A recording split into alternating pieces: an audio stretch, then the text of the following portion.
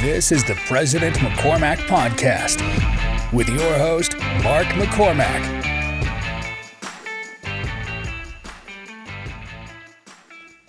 Ladies and gentlemen, we have the Buckner sisters that both have different last names. Maybe Liz will eventually get a different last name. Mm-hmm. But we have Liz and Bridget on today.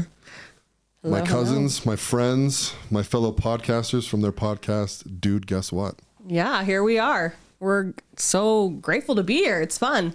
I know, and it's way more legit than ours. I know. I feel this. Yeah, this feels legit, dude. It's just because I'm renting the studio. Yeah, we were telling Mark earlier, we were like, dude, we just like hop on Zoom. Like, ours is so ghetto, but it's fun. Podcasting is really fun. Yeah. Yeah. That's the thing, though, is like, for us, I don't feel like we're trying to become like the next Bridget can't even think like of number one podcaster. She's like, meanwhile, I'm like, how to become number one podcaster. Yeah. No, but it's just like more just fun too. And it like gives us a chance to also chit chat because lives are busy. Yeah. Crazy. And I like the connection with people, dude. Like sitting down and like talking to somebody that you normally wouldn't. And I just really like that. So like Bridget always finds like these people to talk to. And I'm like, oh, that's an interesting like viewpoint of things that I would never like normally run across, right? Yeah, but I also think too, like my own experiences, I feel like people learn a lot from other people's experiences. And like at least for our podcast, I definitely feel like a lot of the feedback we've gotten from people is like, I really needed to hear that from your podcast, or I actually just miscarried and that podcast like really helped me go through whatever they were dealing with. So I don't know. I think that's something that I like. Dude, and then like I've been listening to like yours, right? And I'm on the episode about Thurkle. Like, dude, I was like, yesterday morning, I was like, oh my gosh, guys, listen to this. I'm only 20 minutes in. This guy did this and this. And my dad's like, whoa. I'm like, yeah, you need to listen to this one. Wait, is this the FLDS one? Yeah. Oh, it's crazy. Yeah. Have you listened to the whole thing? I'm like, I think I'm like 25 minutes in.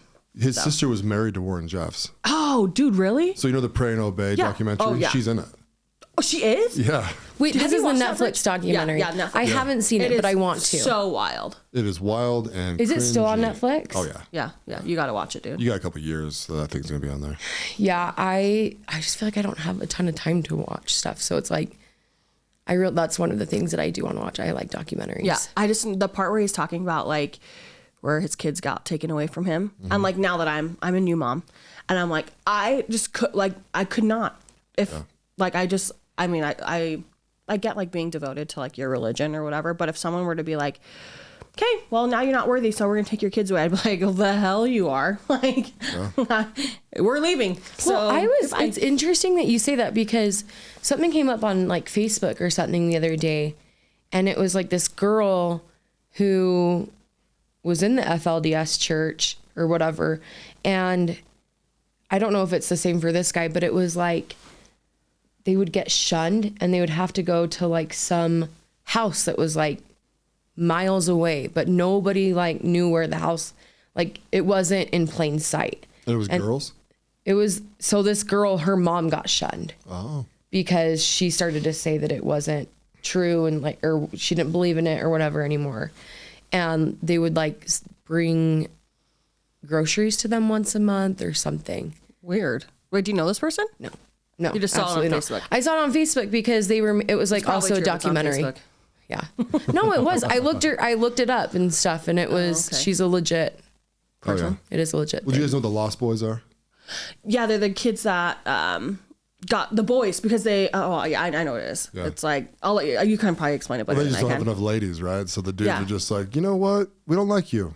Be gone. And they just shun them. Yeah, they came to make Salt them Lake. leave the community and they walk to St. George. Oh, was it St. George? Yeah. So people along the road, they'll pick them up and just take them to St. George. There's like homes in St. George to help them, to like rehabilitate them back into society. And which, I mean, really, I know a lot of these guys. And so I've just met them over the years. A lot of them are in construction, right? Because a lot of the FLDS companies are construction companies, you know, trades and stuff like that.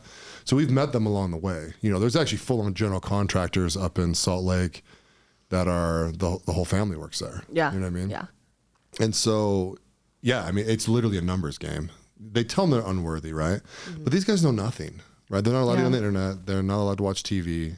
I mean, they are wild. It's like a different society, right? Like a different planet almost. And so when they get integrated back in, they're just like, wait, what? What? Yeah. There's more than one religion. I mean, it's like, yeah, there's a bunch, bro. You get to pick whichever one you want now. Whatever fits your fancy. Yeah. Last year, my parents were redoing their house, and they got these cabinets made from somewhere. I think, where was it? One of them was what? FLDS. Yeah, no, that's what I'm saying. So we had Thanksgiving like the day early, and all my siblings were in town, and these 2 kids came over to install the cabinets downstairs, and we invited them. They were there all day long, and we was like, hey, do you guys want dinner? Because we have tons of dinner, and you've been here since like 7 a.m. And they're like, yeah, sure. And we're upstairs, and it's just like wild. All the nieces and nephews are there, and we're like, hey, sorry, like the atmosphere is not relaxing. And they're like, oh, it's fine. We have a big family too. And I was like, I bet you do. Like our little 15 family was not 15 people, family members, like not huge, but they were so nice and like hardworking and anyway. Yeah, because they have a community like in Lehigh, or they used to. They have them everywhere. They're all over Bluffdale. Yeah, one of my friends, when I was at Utah State, I don't know, it was like these guys, anyway, I became friends with one of them, and he was born into, his dad randomly, when he was like 15, or when this kid was 15 years old, was like, I want to have another wife or whatever. I don't know how that conversation goes. But anyway. It's not a conversation. The Lord tells them. Anyway. Yeah, you get informed. But so he like ends up having another wife, and I just know that they lived up in Lehigh because I went to their house once. And it was like. Dude, I don't think Ryan could handle having another wife. Oh, he'd love it. I don't know. You guys would be best friends. Me and the wife? Yeah. I was like, before I got married, I was like, I want to be a second wife. Like, I want to be the person. A sister wife. Yeah, I want to be a sister wife. I just want to be a second wife. But now I'm a first wife. It's funny, man. You look at the I don't know, the schematics of it. It's like, I can see how this could work. Yeah. You know what I mean? But it's Yeah. also like insane at the same Totally time, right? insane. Because it just doesn't work. No. I just don't know how like jealousy doesn't creep in, or like. It's got to, dude. Well, yeah, Turn that's it what I off. mean. Like a light Yeah, turn it switch. off. Yeah, that's from the musical, right? Yeah. Yeah. Okay. That's what I thought. Have you guys seen that yet? I've listened to a couple of the songs. What musical is this? The Book of Mormon musical. Oh, But when it was here in Salt Lake, I didn't get. It was all sold. It was sold out like Sold out in a second. so fast. You've dude. seen it, right? Yeah, I saw it on Broadway. Yeah. I feel like I remember you guys went to New York and stuff, and I remember. Yeah. Have you guys? You didn't serve a mission, did you? No. No. It's funny if you served a mission. It's about missionaries, right? And Yeah, so- they go to like Africa or something, right? yeah. One of them's gay and like. No. Oh, I thought it was like you turn Well- off a light or something. You'll turn. Yeah. The light switch thing is their district leader's guy. Oh, okay. Not the main characters. Yeah. Oh, okay. See, I don't know too much. I've just like read Yeah. like on Wikipedia like the premise of what it is or whatever. But No, it won like 9 Tony Awards. Like it's really good. It's really funny, right? And the thing is, it's not that like our parents' generation. I don't know if Jeff and Elaine would find it that funny, right? Jeff would not. Jeff would not. I showed my mom one of the songs, the Hello song, that won like best musical, whatever. She was not happy. She's like, the missionaries all look stupid. I was like, they're supposed to. Yeah, that's the point. It's a musical. Have you never been to a musical? Everyone up there looks a little glossed over. You know what I mean? Just like, I'm singing a song. But our generation and under finds every song freaking hilarious. Yeah. Right. I want to see it. Yeah. I mean, it's the South Park guys, right? Yeah. So yeah. Oh, it is? Yeah. I didn't know that. Yeah. There's that South Park episode where they're talking about the different religions, and they're like, it was the Mormons. Yeah. Oh, yeah. They were right. That's Have you right. seen I knew one, that Nick? they were. Did they used to be LDS? No, they grew up in Colorado, so they just had a bunch of LDS friends. Oh, okay. No, they do a 60 Minutes interview, right? Because, I mean, when it came out, it just exploded, right? I mean, it was like $3,500 a ticket in Broadway. Like, Did you go insane. when it first came out? Oh, okay. No, I came out, I don't know. Our tickets were like $350 a pop, something like that, which is decently high for Broadway, Yeah. But they did a 60 Minutes on them, and then they're interviewing them, right? And then one girl was just like, "Why did you pick the Book of Mormon? Like, it's kind of random, right?" He goes, "Well, I thought about Mormons and I thought about musicals, and I was like, they're that close together." And dude, I just started freaking laughing my head off because I'm like, "Yeah, Yeah. Like, there's so many musical Mormon families. Oh my You know what I gosh, mean? yes. And just like, I mean, our family grew up loving musicals because my dad loves them. You know what I mean? Yeah. I'm just like, yeah. I mean, you got the Osmonds and the talent level, and like, you know, there's dancing, and like when I grew up, people clogged. I don't know if people still clog. I remember clogging. Well, I'm thinking about like Dancing with the Stars. Have you ever watched that? Oh yeah. There are so many Some of the people. dancers are all from Utah. Like a lot of them are from Utah. I went They're to all high from school with Mormon Ashley families. Del Grosso. Who Ashley Del Grosso. is that? She must have been a. She's one of the original ones. Oh, the originals. Okay, She's yeah, yeah. amazing. Okay. Oh yeah, like world champion ballroom dancer. Like, oh yeah. I'm thinking like Whitney Carson, Lindsay. I can't think of her last Was name. it Julianne Hough on Yeah, there? Julianne Hough, Julianne the Huff, and the boy. Boy, Whatever yeah. his name is, I can't think. Derek. Yeah. So I'm like, yeah, Mormon. Well, yeah, there's a ton There's that. a lot of musical things. Yeah, we grew up with musicals too. Oh yeah. So like, Well, we go to church. We sing all the time. Yeah. You sing. Some families sing at family home evening. Yeah. You know? Ours never did. ours did not either. Did you guys do family home evening growing up? We tried. Yeah. My parents put in a good effort. Same with like family prayer, but like My parents think they did, so I'm going to leave it at that. But yeah. No, I think they tried. There was always like we probably did it once a month, Maybe. maybe. I don't know. I don't feel like my parents were ever. We actually were talking about this with Jolene the other night, but I don't feel like our parents were ever like super strict. They were strict, but it wasn't like. I don't know. Like with what? Just like I church wasn't stuff. there. Like I don't feel like they were. I don't feel like they were strict. Well, I feel like But- Jeff's more like lead by example kind of guy, right? Yeah, Yeah. like he's. I don't know. He's just. Well, also our ward was weird. There were weird people in our ward, so my parents were like, "You do not have to go." So, Oh, really? yeah. Interesting. There weren't any people like my. So I'm a twin, and there wasn't anyone like me and my twins' age. Oh, you And mean like for like mutual? mutual and Sunday school? Oh, really? I don't know. Dad was like, "You have to go to sacrament," but after that, like, you can go home. Yeah, but I don't even like. I mean, I think that he's like a very devout person in his faith, but I don't feel like he was ever Yeah, I didn't like push it super on us, strict. which was nice. So, Yeah, it kind of allows you to find out what you want. yeah. You know? Yeah. Yeah. Well, and I think too, like you just have some families that are very strict and Doesn't go it doesn't the way go they- well. Yeah, I wonder who we could talk about. No, yeah, when you act like you're freaking John by the way the second, you know, and you just ram something. It doesn't matter what it is. Ram Yeah, something down anything. their throat forever. Yeah. I mean, how many Catholics do you know that went to like Catholic boarding school? Now they're just like the They hate it. definition of wild. Yeah. It's like that did not serve you very well. Yeah. Yeah. You know? Yeah, I agree. You guys still rock church?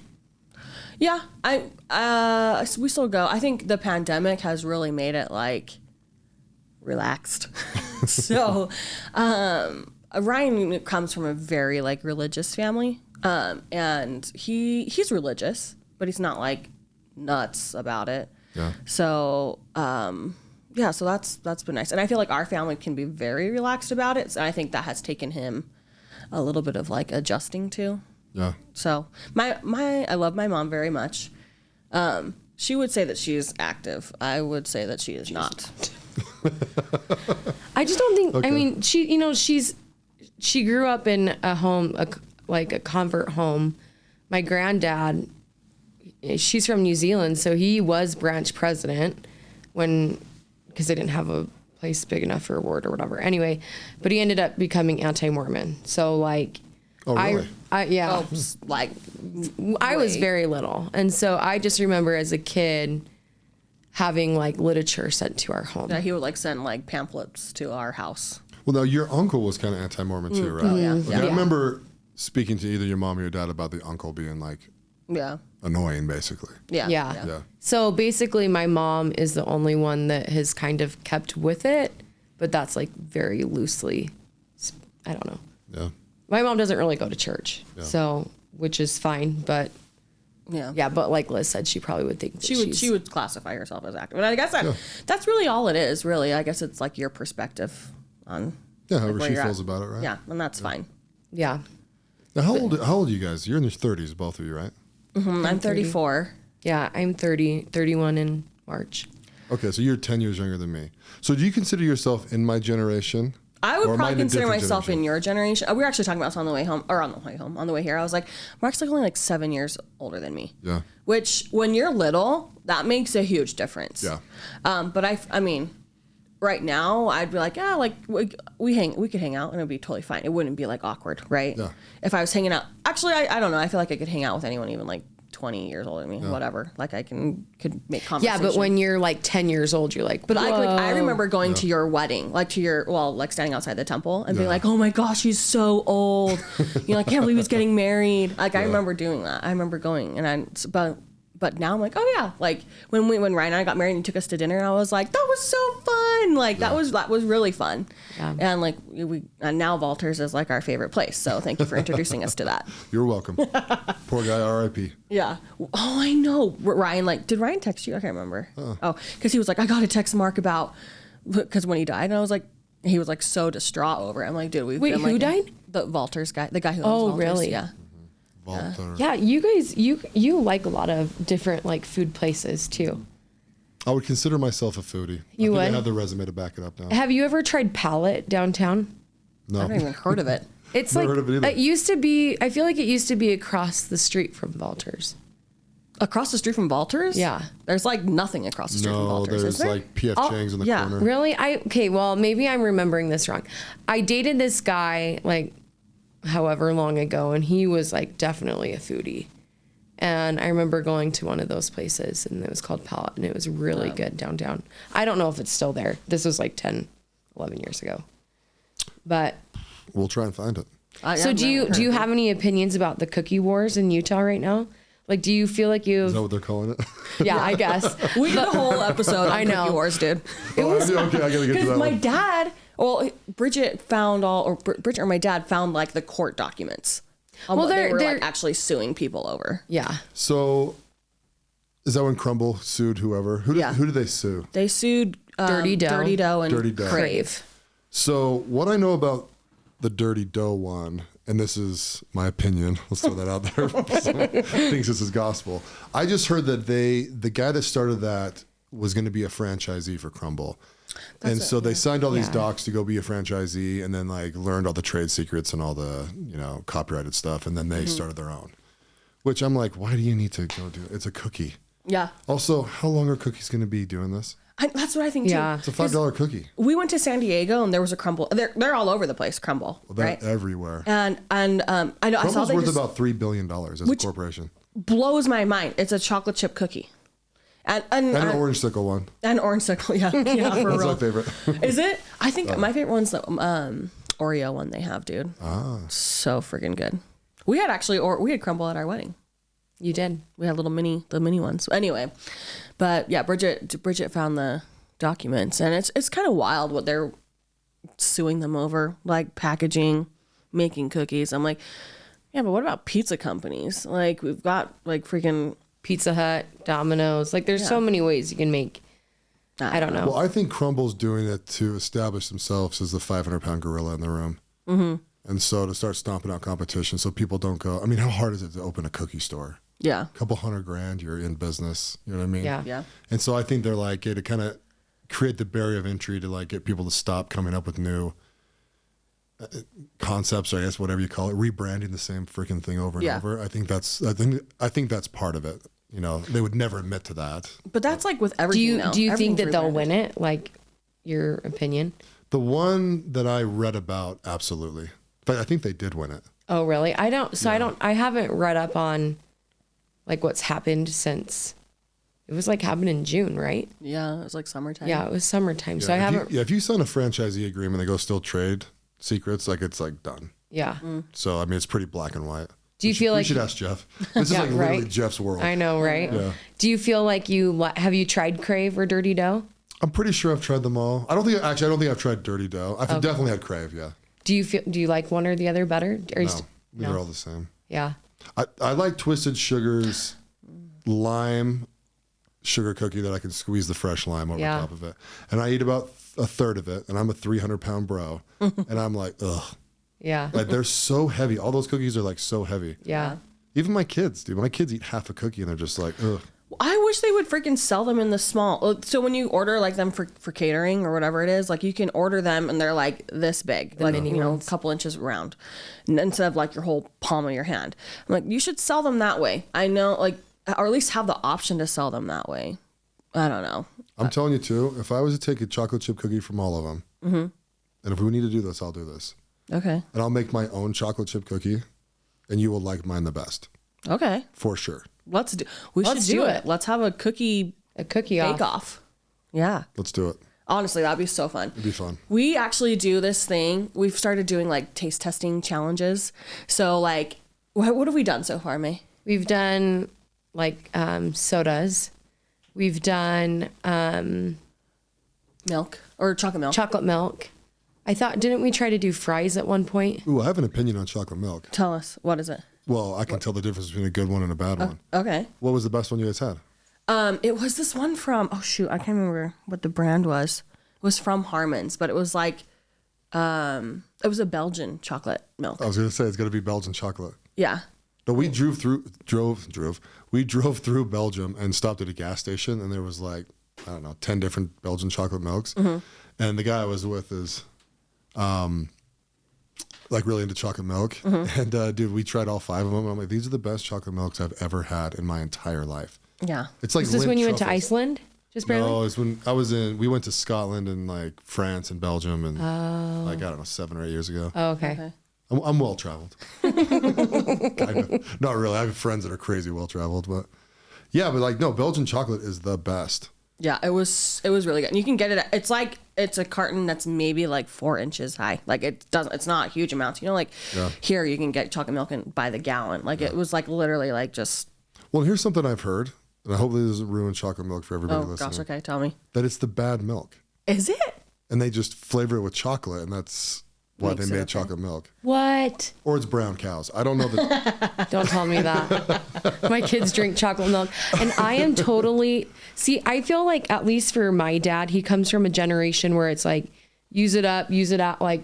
Whatever that saying is. Whatever the saying is. So it's like if we had a block of cheese and part of it was moldy, you would just cut off the mold and... Well, how do you feel about that? Do you throw it away or do you cut it off? I grew up cutting it off. So I probably cut it off depending on how hungry I was. But if it's too much mold, then it's going bye-bye. Okay, but I have heard with mold that they grow like tentacles. And so it like goes through into the cheese?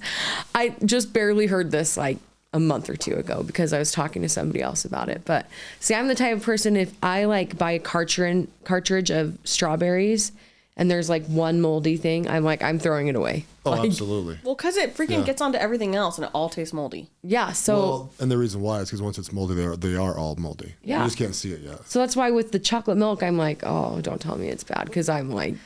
I think it used to be that way, and I don't think it's that way anymore. Okay. I think because chocolate milk became such a category of its own, I think they make it with normal. Yeah. Yeah. At least that's how I justify it in my head. But... That's funny you asked about moldy cheese because I grew up that way. Weird segue. Honestly, since I've been married, never had moldy cheese. Like it's never been in there long enough to go moldy. Oh, and so, yeah. Well, and Anthony and I are like under the same, like I'm the type of person too, like if it has an expiration date, I will not eat it after that expiration date. Absolutely not. But my parents, man, if you go into their food storage, there's like things from like 2011 in there. Yeah, we just cleaned out their like cold pantry storage this summer. There was like, stuff that's like 10, 20 years old. And I was like, this is not good, guys. Like you cannot eat it. And my dad's like, oh yeah, throw it away. And mostly because now no one like lives, Ryan and I are living at home right now, but we just like, we just bought a house. So we're like, whatever. So transitioning. Yeah. So we're like, you guys don't have any kids at home. You don't need this much food storage. Like, no. And we didn't even eat it when we were there. Like, no. My parents have, I don't know if your parents do this. Like, do they do canning? Canned like vegetables of everything, like tomatoes or whatever. They used to. Yeah, my parents still have canned tomatoes. They make their own jam. And I'm like, dude, you can just like buy this at the store. Like, yeah. I don't know. But there was a time where like, it was almost like they were told or taught or someone understood, or there was like a TV commercial that came on to like buy 5 extra cans of food and then you could just build up your food storage, right? Yeah. And then it's like, yeah, you guys did that for like 15 years and you never tapped it. Yeah. Yeah. You never used any of it. Yeah. Yeah. No, my mom's the worst. How so? Oh, holding on to crap. Oh, okay. I told her she's an alcoholic one time, right? Because we were like throwing like stuff away, and she's like, "That's for guests. I keep that in there for guests." And I was just like, "It's the most alcoholic thing I've ever heard." You know what I mean? I'm like, "Oh, that's for the guests? Is that what it's for?" You know, but oh, dude, Michelle and I cleaned out her pantry one time, and it was like 4 garbage bags of stuff. Oh my gosh. And it was way bad. Like we're talking years and years and years and years old. Yeah. But they just never check it. Yeah, so Bridget and I are kind of the same way. I don't know if you are, but like we do not do clutter. Like we just can't handle that kind of stuff because my parents would hold on to stuff. And like, you know, they did their home remodel and they had their garage full of all their stuff, like from the inside when they put it out. They're like, you guys haven't even touched this stuff in 2 years. So I can guarantee that you don't really need it. Right. Like, because you haven't even missed it since it's been in there. And so like now, like if I have like this thing, if I don't wear clothes like within 6 months of each other, I throw it away. I give it away because I'm like, I don't need it. Yeah. Well, our mom is like a hoarder. And so put it nicely. Put it nicely. Are both of them or just your mom? My dad would say he is not. But I don't feel like dad is. Dad's more willing to let go of things, but he does accumulate. Yeah. He like when my grandparents died, he took on all of their like scrapbook stuff because my grandma used to be a big scrapbooker and all this stuff, and it's funny because he actually held on to like her quilting stuff, and your mom was like the girls don't want any of this, like any of the little scraps, like this is good stuff, like squares, like cut out squares. I'm like, no, I don't want any of it. Yeah, but what? Yeah, my mom is a hoarder, and I think like growing up and just it'll be like this is legit truth, like a wrapper from McDonald's that she went on her first date with my dad or something. Like, I mean, that's not like, maybe it wasn't a McDonald's wrapper. It was something. You guys will have so many memories when they pass and you throw all that shit away that one day. Yeah, my dad's like, this is for kids who aren't going to throw this away. I'm like, well, you're going to be gone, so. Wink, wink, Dad, I got your back. For real. But yeah, I think like growing up in that, I just hated it. So we don't like mess or clutter. Yeah, I can't do it in my own home now. No, my wife is the queen of like, if we don't use it, it's gone. Yeah. Like I had a pair of pants I was looking for the other day. I was like, where are these pants? Because I like to wear gym shorts basically every day, which I need to change my ways. But and she's like, oh, I threw those away. I'm like, what the freak? She's like, you never wear them. I'm like, what? I'm like, they fit me perfectly. And I'm an odd shaped man. Like, I need these. That's funny though. Yeah. Well, the hoarding stuff just drives me crazy. I don't know. Our parents would probably sound like we're bashing on them. I just think they grew up in a very different time. Like, no, they're very proud that they have their things. Yeah. That's one thing I've made fun of hoarders before, and they're just like, what do you mean? It's like, you have newspaper clippings. I haven't seen a newspaper for 15 years. My dad kept all of like the 9/11 newspaper clippings. Oh. Like legit, like he has them from like the Twin Towers, like pictures of the Twin Towers going down and stuff like that. You should or like JFK getting assassinated. He has the newspaper clipping because I'm the one that had to organize all of them.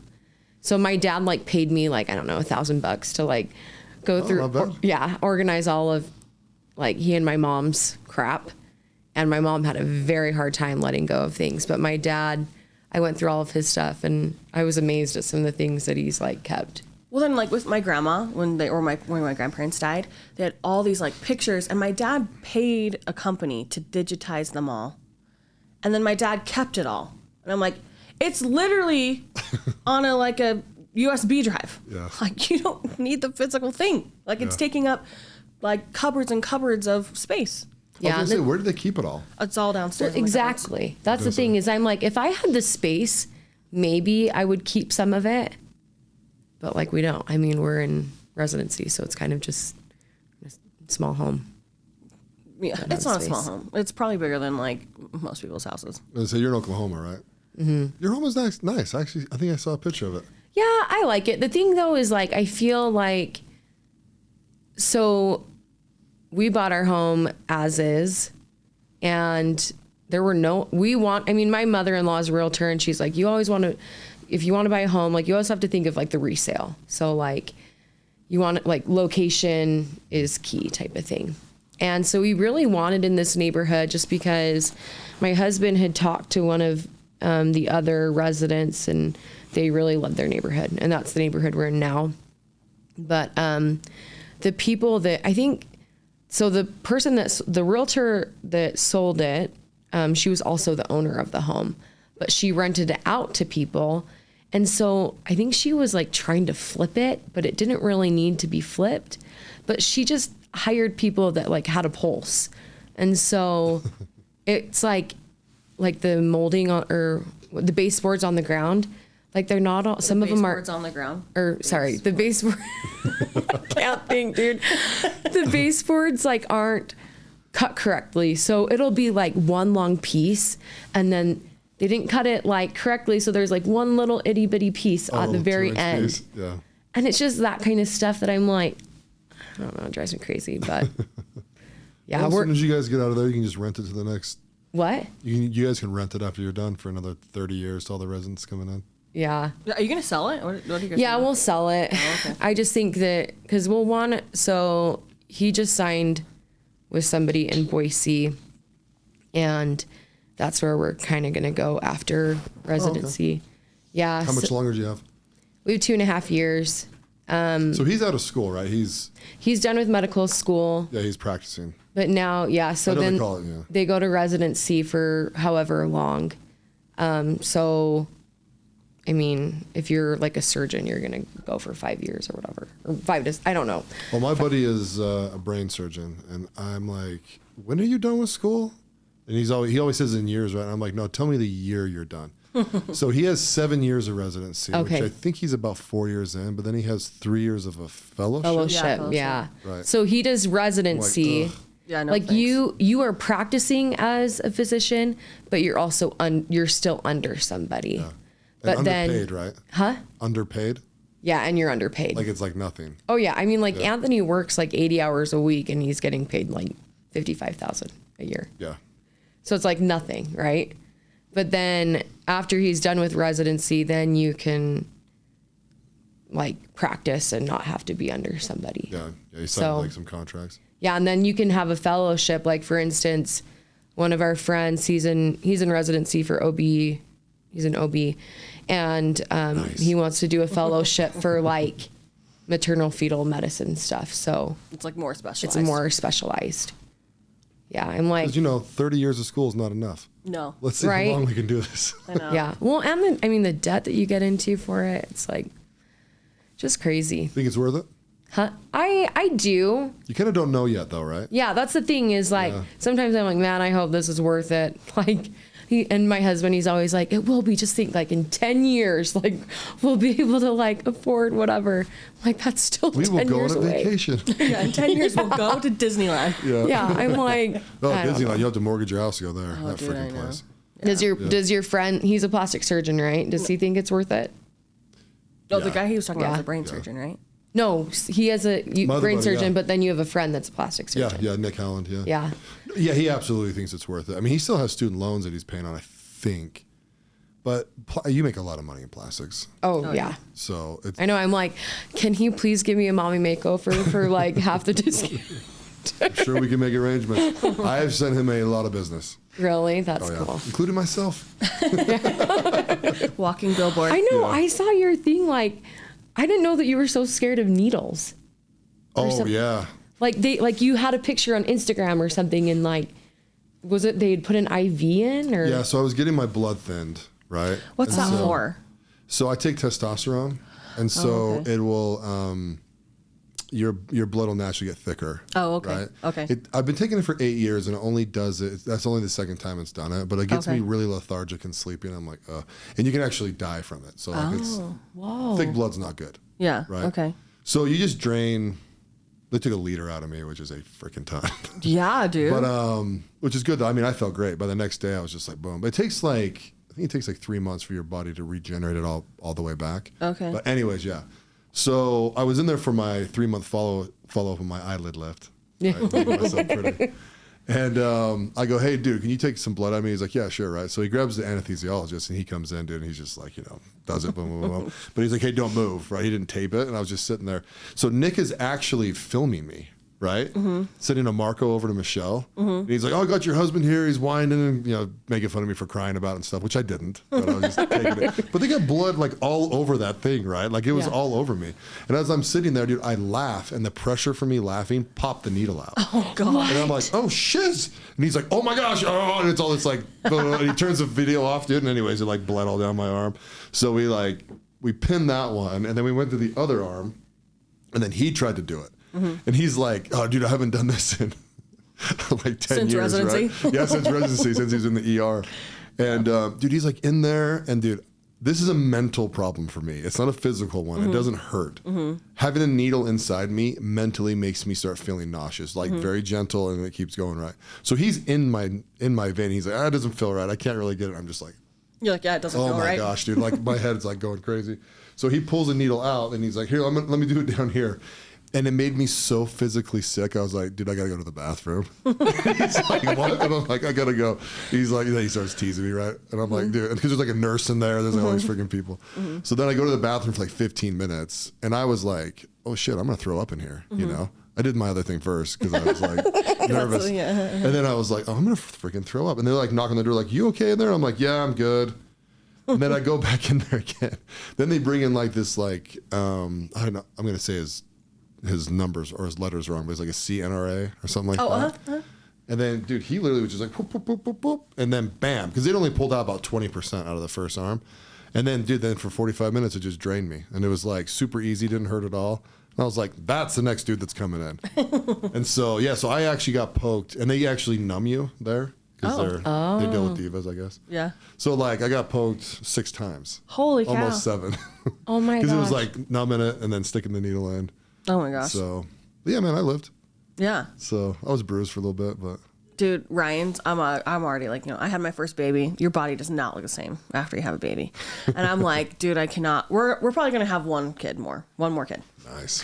And that'll be it. And I was like, start saving for that mommy makeover, broski, because everything's going to need to get fixed. But yeah, I'm already like, we need to get on some wait lists because that needs to happen, dude. Oh, when you guys want to do it, just let me know. I'll get you in with Nick. Nick is... I mean, I think he's the best in the state. There's a lot of reasons for it, but like, he is booked out. I bet you he's booked out 5 months right now. Oh, really? Where if you call another plastic surgeon, they'll get you in and like, that's for an appointment to see him.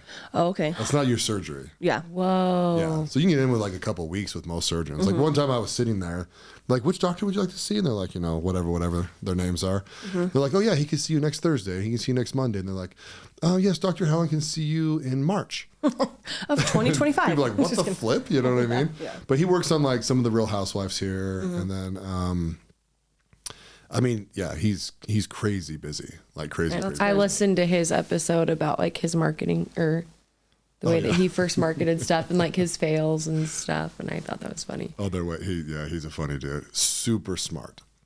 Yeah, like that's Mensa cool. smart. Like, How long has he been practicing?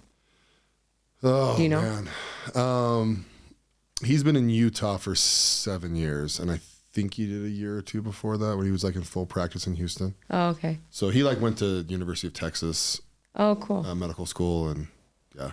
That's cool. So yeah, med school and residency. I mean, I don't know what it is like for plastic surgery, but it's no joke. They're worked so hard. Yeah. Oh, it was the same down there. Like he did a couple full transitions on people. Oh, really? Which I've like just pounded him with questions over. I'm like, how does that work? Blah, blah, blah, blah. Yeah. There's like a full team of people when they do it. Yeah, so he doesn't do what they call bottom surgery here. He only does top surgery. Okay. But he's one of the few plastic surgeons in Utah that will fully work on, I don't know what, people that are transitioning. So whatever the political word is nowadays, it'll change next month. Yeah. But, yeah. So he is the only one that does it here in Utah? He's not the only one, but there's he's one of like them. there's people that feel like it's unethical, right? Yeah. And that could be religious based or non-religious based. Yeah. And so he's just like, whatever, if people want to do it, we'll do it. I'm here. That's what I do. I'm a plastic surgeon. And so he's kind of built a huge community around that. And Nick does really, really good work. And so it kind of goes hand in hand. Yeah. So not a lot of his clients, I don't know what percentage he would say, but he does a lot. I mean, if you follow him on Instagram, you can see what he does every day, Yeah. Yeah. Fleur de lis and blah, blah, Yeah. blah, blah. Oh, yeah. So this one time speaking about like plastic surgery, I follow another plastic surgeon that's in the state. And I had my phone open and Bridget's little boy was over and he wanted my phone and I was like, yeah, sure, here you go. And he like opened Instagram and there were all these pictures of like boobs, like before and after boobs. And he was like, look at these. I know, I was like, wow, they look so much better now. Can I have that back, Austin? But Bridget and I, when we were on here, we're like, man, like, Mark always has like these really cool people on his podcast. They're always like super like established and like they've had like they're great businessmen or like, you know, they've done really good things with their life. And we're like, what do we do? That's literally what we were saying is I was like, all of Mark's podcasts have like these CEOs of like, I don't know, whatever. And like the venture capitalist dude. I was like, yeah, who just has like billions? I can't even like my mind like cannot like just like comprehend it. Yeah.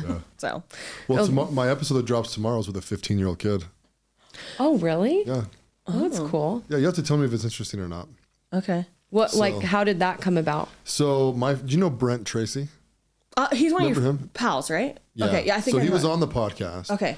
And he's actually like Brett's best friend from growing up. Okay. Right. But you know, we're all close. So it was like, Yeah. we're all buddies and stuff, Yeah. you know, and Brett and I have been friends for forever, right? Since he was like 15, since he was in braces. And it's his son.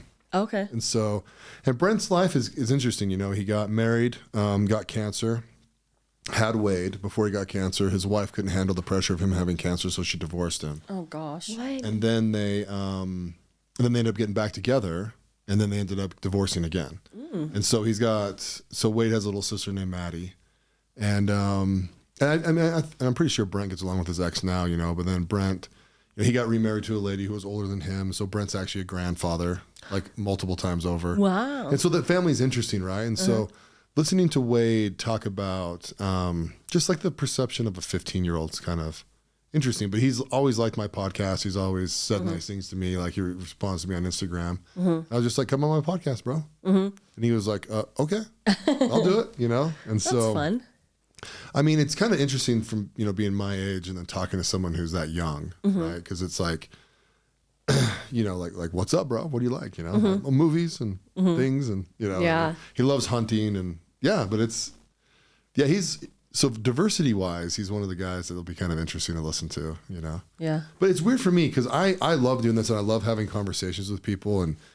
But I'm always like, I just feel like every one of these is just like, I don't know if it's going to do well. I don't know if people find this interesting. Yeah. You know? Which is weird. You know the one with my grandma, right? Oh my gosh. I really like that episode.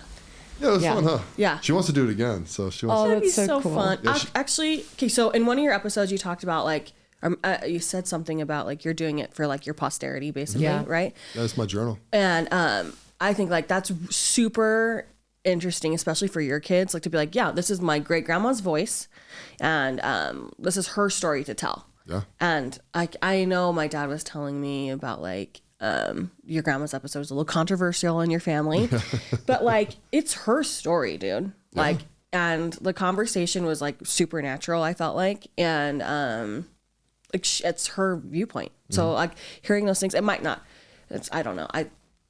Some of it might not be like factual. I don't know. I can't think of like right word, but like that's her view. Yeah. Right. So I don't know. I really liked it. Yeah, it was interesting. I mean, if you haven't heard it yet, she basically talks about my grandfather being unfaithful, right? Which I had actually known about. I didn't know all the details that she said, right? But I've known about that for a while. So like in the moment though, when she said it, I was just kind of like, all right. Oh. And I don't know if you catch it though, but like I actually started talking about my grandfather and I kind of cry a little bit. Yeah. You know, I was like, oh shit, here it comes, right? Like I'm going to like full on ball on this podcast. But so I pulled it back pretty good. And then, cause I love my grandfather. Yeah. Yeah. You know what I mean? He was so good to me, you know, just, You have good memories of him. yeah. And that's what it's going to be for me. That's my perspective. Yeah. You know, Yeah. and I love her too, you know? And so, but after I was like, yo, grandma, you really want to put that in there? Because, you know, like I said to you guys before this, if you say something you don't like, well, cut it. Yeah. Like, Yeah. I'm not here to like, you know, make anyone look bad or whatever. Right? Yeah. Sure. And she's like, nope, I want it out there. I said it because I wanted it out there. And I'm just like, all right. But there's certain people in my family, I'll leave them unnamed, that think that she has like dementia. And that's why she's like randomly saying these things. And it's upsetting me. Yeah. Because I'm like, she's fine. Yeah. She knows exactly what she's saying, and she's being purposeful in what she's saying. Yeah. Well, and the cheating thing, like, I thought that was like, my dad was telling me, and she talks about, the lady went and lived with the nephew.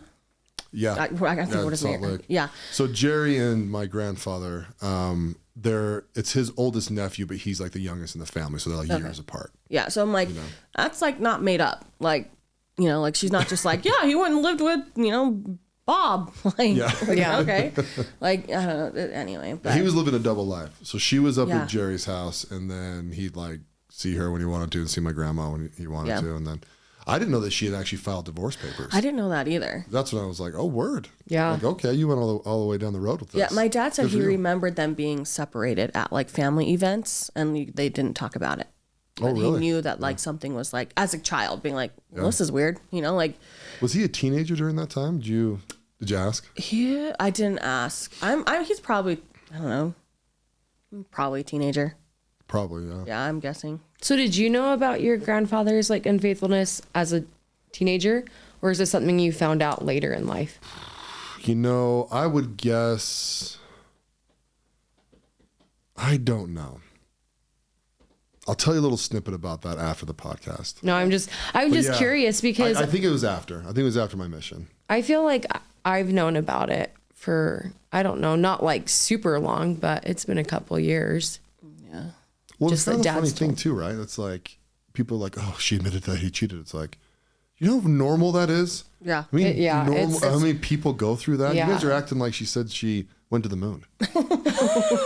You know what I mean? Well, I just don't think people talk about it. That's the thing. And then kind of like it makes them look bad. Well, yeah, but kind of also like at the beginning of this podcast, like I said, I think people benefit from hearing those stories because it's relatable.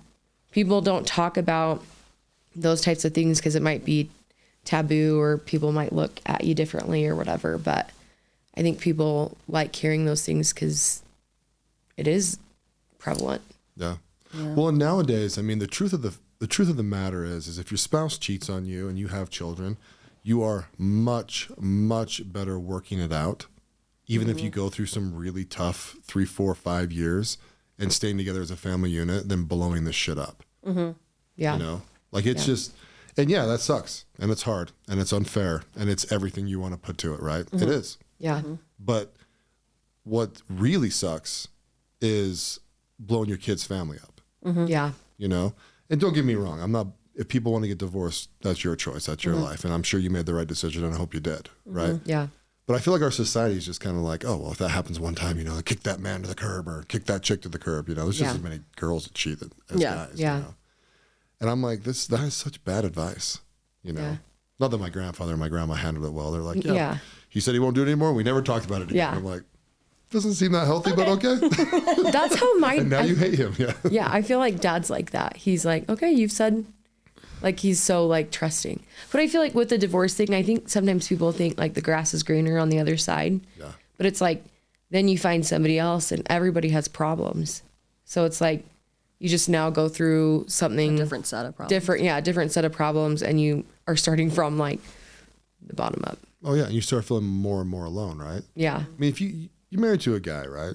He's a good guy. Then all of a sudden he does something really stupid, right? And you got kids with him. You're never divorcing him technically, right? You got kids together. Mm-hmm. You can't get rid of them, right? So then you end it and then you go on with somebody else and they bring their garbage. There's just more garbage that you bring, or bag. We'll call it baggage, right? Sounds nicer.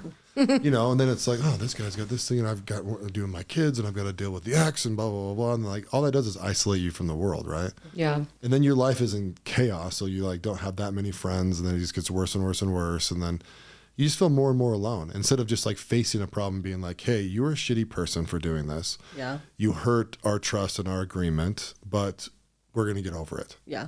Yeah. I don't know. Being 41 and wise. It's so wise. Well, that's the thing. I've just seen this play out a few times and I'm like, it's better. You should have been together. I know people that got divorced was like, I should have stayed together.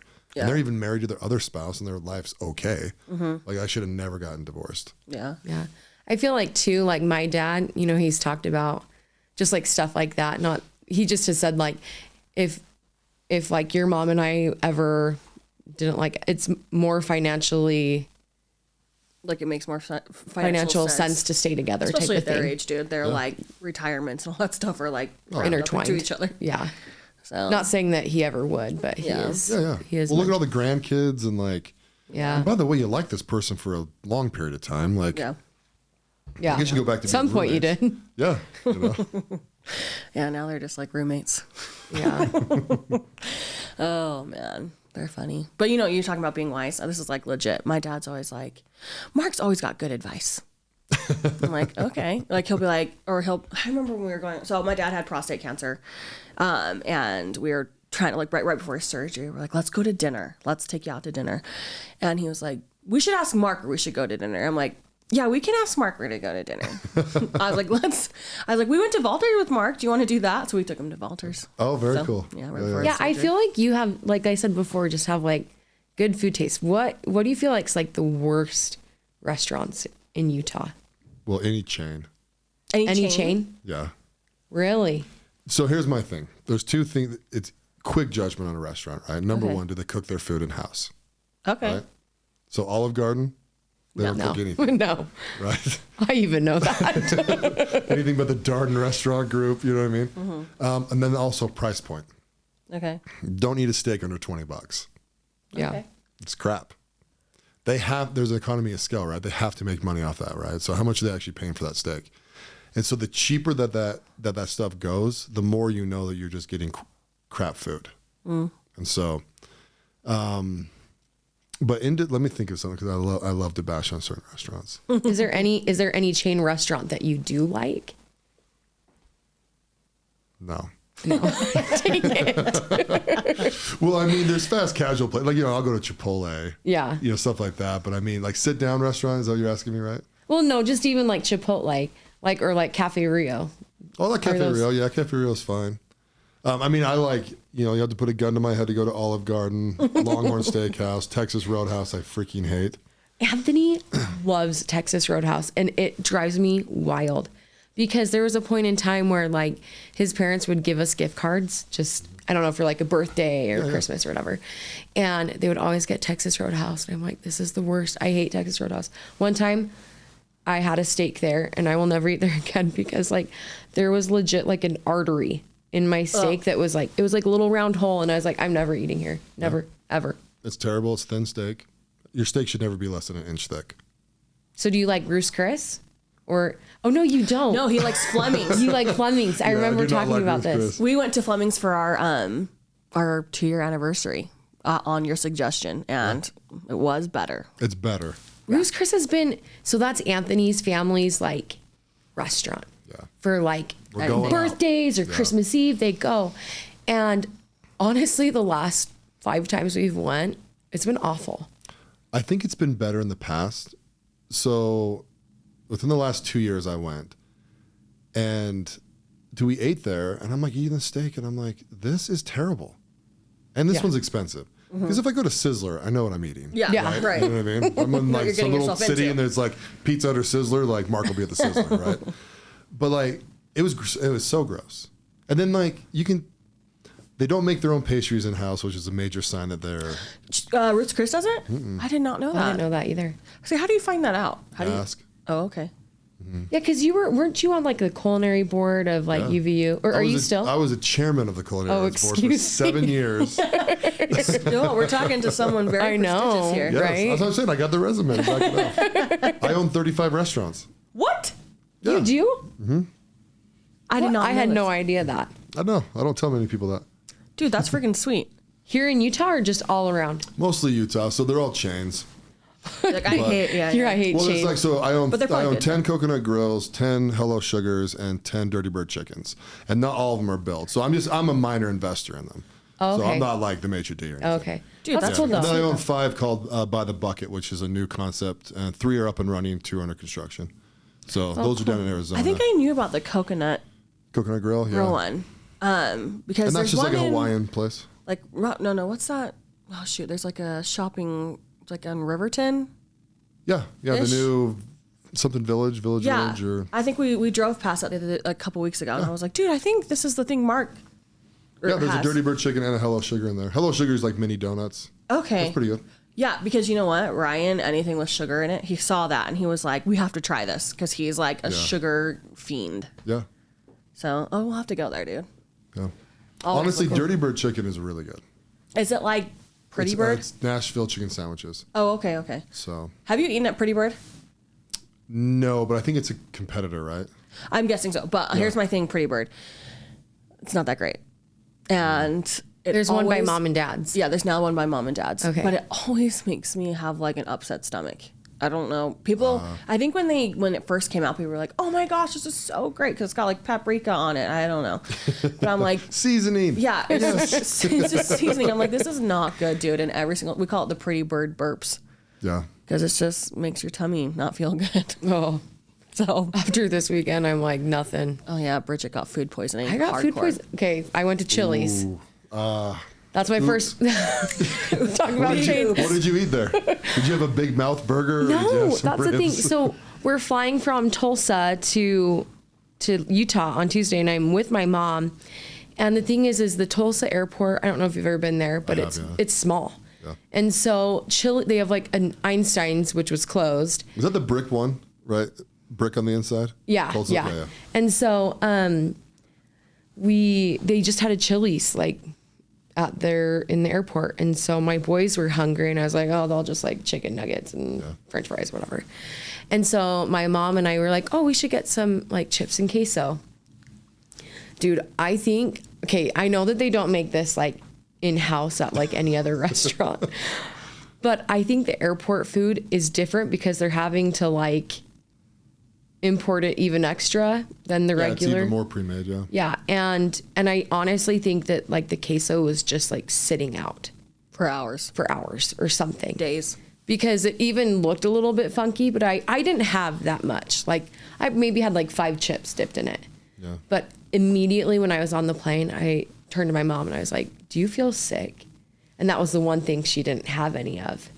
And so and then I ended up like, my mom's a nurse, and so she had like IV material, like stuff at home. So she gave me an IV. Nice. I'd have 2 IV bags at home, and then I was like so sick. Bridget was like, she was barfing like nonstop. I've had food poisoning. It was coming out both ends. Bad. But I was like, and then finally, she was on the bed and she was like shaking, like delirious shaking. And I was like, okay, we're going to the ER, dude. Like, we've done this for now 24 hours. You're not getting any better. Yeah. And so I went to the ER and they gave me another bolus of fluids and gave me some medicine. And but I'm a little bit nervous because then 2 days ago I was throwing up, and I think it might be that I had like a cheese. You had cheese fries. No, cheese toast. Oh, yes. Cheese toast. Oh, wait, was it? Yes. Yeah. Yeah, you had cheese fries on Saturday. Yeah. So we went to JCW's because that's like Anthony's favorite thing here. And he didn't even order anything because we get there and he's like, well, I just want Kneaders. I'm like, dude, we're only here because like a few. I don't want JCW's. And we were in the drive-thru, so we couldn't get out. And and so we got some cheese fries. We brought them home. Then I didn't even eat that many either. And I threw the whole thing up. So I think I might be like lactose intolerant, and I'm just like so sad about it. Oh, life would not be the same. I know. Cheese is so... The thing is, I'm on medication right now. You need to throw no gluten in there too, just to be that person. Yeah, we're just like, no gluten. No gluten, lactose intolerant. No soy. Yeah. Well, I'm on like a weight loss shot right now. And so there are side effects to it. So I don't know if that's also like adding into the mixture of everything. Isn't it fun? It's chemistry. You never know. I know. Like, is it this or that? Who knows? Yeah, Dad's actually going to get on this. It's called, what is it called again? Mounjaro. Oh, I think I've heard of that. Yeah. Well, it's like for type 2 diabetes. But one of the side effects they found in it is like weight loss. So now they're prescribing it for weight loss. Well, the FDA has approved it for type 2 diabetes. The thing is like, the medicine, any other like weight loss drug, it like binds to like one receptor or whatever, which helps you like your appetite be suppressed. But then this drug, it like binds to 2 receptors. And so it's like, and it hydrolyzes fat. So it's like this new mechanism that's just been approved like within the last 2 years. Anyway, so then I got on it and I've been able to lose some weight on it, but Dad's going to get on it. And the thing is I gained a lot having kids. Yeah. And it's harder. It has been hard to lose weight. And it's been hard to find time to we actually have a gym room in our house, and we have a treadmill and a bike and weights and crap like that. And I do the treadmill when my kids are sleeping or Austin's at school or whatever, but just hasn't been coming off like I hope. So it's I know it's hard. Something to hopefully get the wheels. Here's the thing, so my dad, he's a bigger dude, and he had a stroke in 2017. And you think that would be like a wake-up call. It wasn't. So we're like, bro, you need to friggin' do something. You want to be around for some more grandkids? Figure it out. Yeah. So he's going to do that. So we'll see what happens. Fingers crossed. Yeah. Yeah. The thing though too is just because you have to change your mindset too. You can't just get on the weight loss drug or I don't know, do gastric bypass or whatever.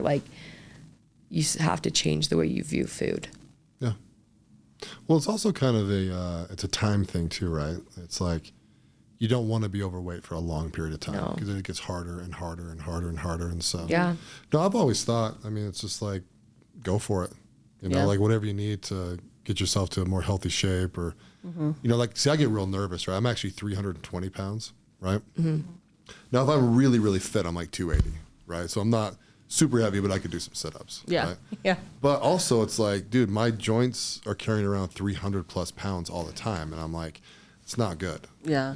Me for longevity, right? I need to just take weight off. Yeah. And I'm just whatever it takes to do it. Yeah. I don't know how Michelle does it. She's so fit and so she just never got off the train. How would you put it? Yeah, she's just always been on the train, right? Even when she got pregnant, it's the thing with her, honestly, when she got pregnant, she went crazy on eating healthy. Yeah, healthy is a way to put it, but it was extreme. People would look at it as very extreme. It was just she just didn't indulge at all.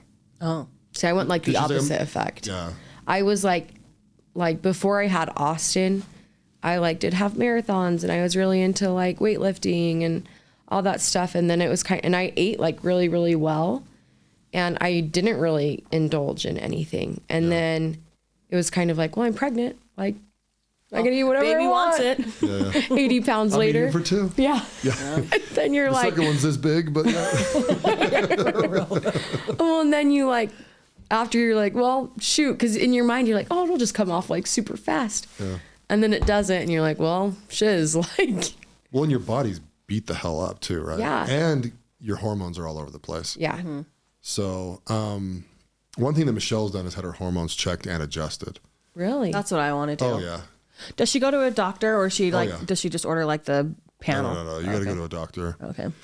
Well, yeah. You get a blood test, right, and look at your panels, and then you go and have them adjusted. And it's a chemistry thing, right? That's kind of why I was joking earlier, right? You got to adjust it, and some things will move you up and down better. So, but she's been dialed in for a little while now, but.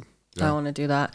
Yeah, when I was pregnant, I got into I used to be super into weightlifting and then I stopped, and now I do powerlifting and I freaking love it. But I did it probably until I was 32 weeks pregnant, and I'm short, so baby had nowhere to go, dude. Just out. And so I remember one morning I was squatting and I was I think this is the last time I'm doing this because it's no longer comfortable. Yeah. And I'm a first time mom, and all the coaches that I worked with are all moms, and they're I felt so strong during my pregnancy and blah, blah, blah. And I lifted even more. I'm well, I don't really feel popping out a baby at the gym. So so I it's just, messy. yeah, it can be messy. So I stopped doing that. But yeah, I'm going to start back in January to weightlifting, and I'm so pumped, dude. I love it. My mom the other day was yeah, but you have to do cardio too, because otherwise you can't walk up the stairs. My friend does this. And I'm okay, well, I don't give a crap about what your friend does. But weightlifting is freaking fun, dude. Yeah. I got up to I could squat 300 pounds. Oh, really? Nice. That's my 1 rep max. That's cool. So that was really That's fun. really good. Yeah. No, being strong, honestly, you don't even need to do cardio. Yeah. People overdo cardio real bad. really, really bad. So, your blood sugar has a lot to do with, losing weight and staying in healthy ranges and stuff. And so Brett's been monitoring his forever. Right? And there's kind of this community. Just like on a glucose monitor or what? Yeah, he just buys a glucose thing, shoots it in there, has a little app or whatever. Yeah. And the best thing to lower your glucose levels, like just almost instantly, is just weightlifting. Yeah, because you're burning that stuff all. Yeah. All day. So like you eat a piece of cake and you're like kind of floating up real high, you just go weightlift, it like slams it back down, back into normal. So I'm excited. I actually found out, so when I was trying to get pregnant, we had a hard time getting pregnant. I found out I had PCOS and polycystic ovarian syndrome. And a lot of it has to do with, so one of the side effects of is insulin.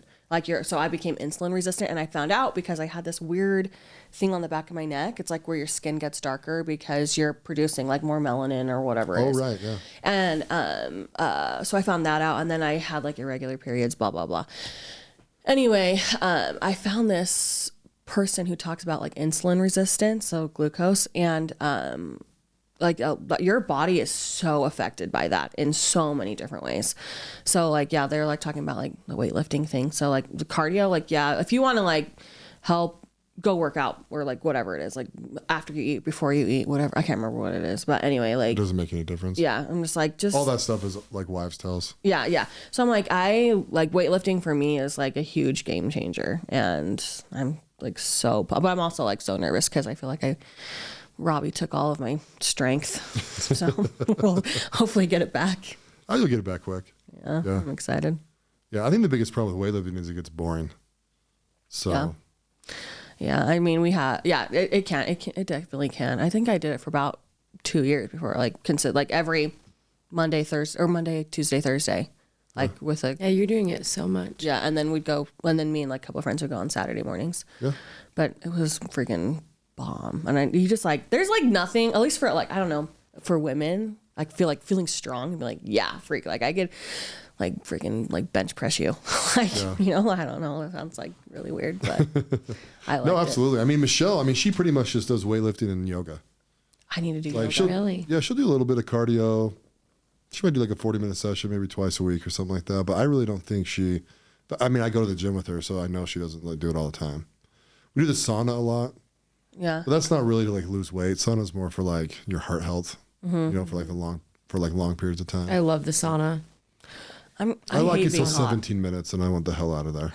Yeah. I'm like, it's golf for me, 13th hole. I'm like, we done? I love the sauna. That was like the best part of having a gym membership was the sauna or like the steam room. Ugh. The thing too is like, I have like an autoimmune disease that affects your joints. So it's losing weight and like working out also is something for that too. Like, so I don't know. And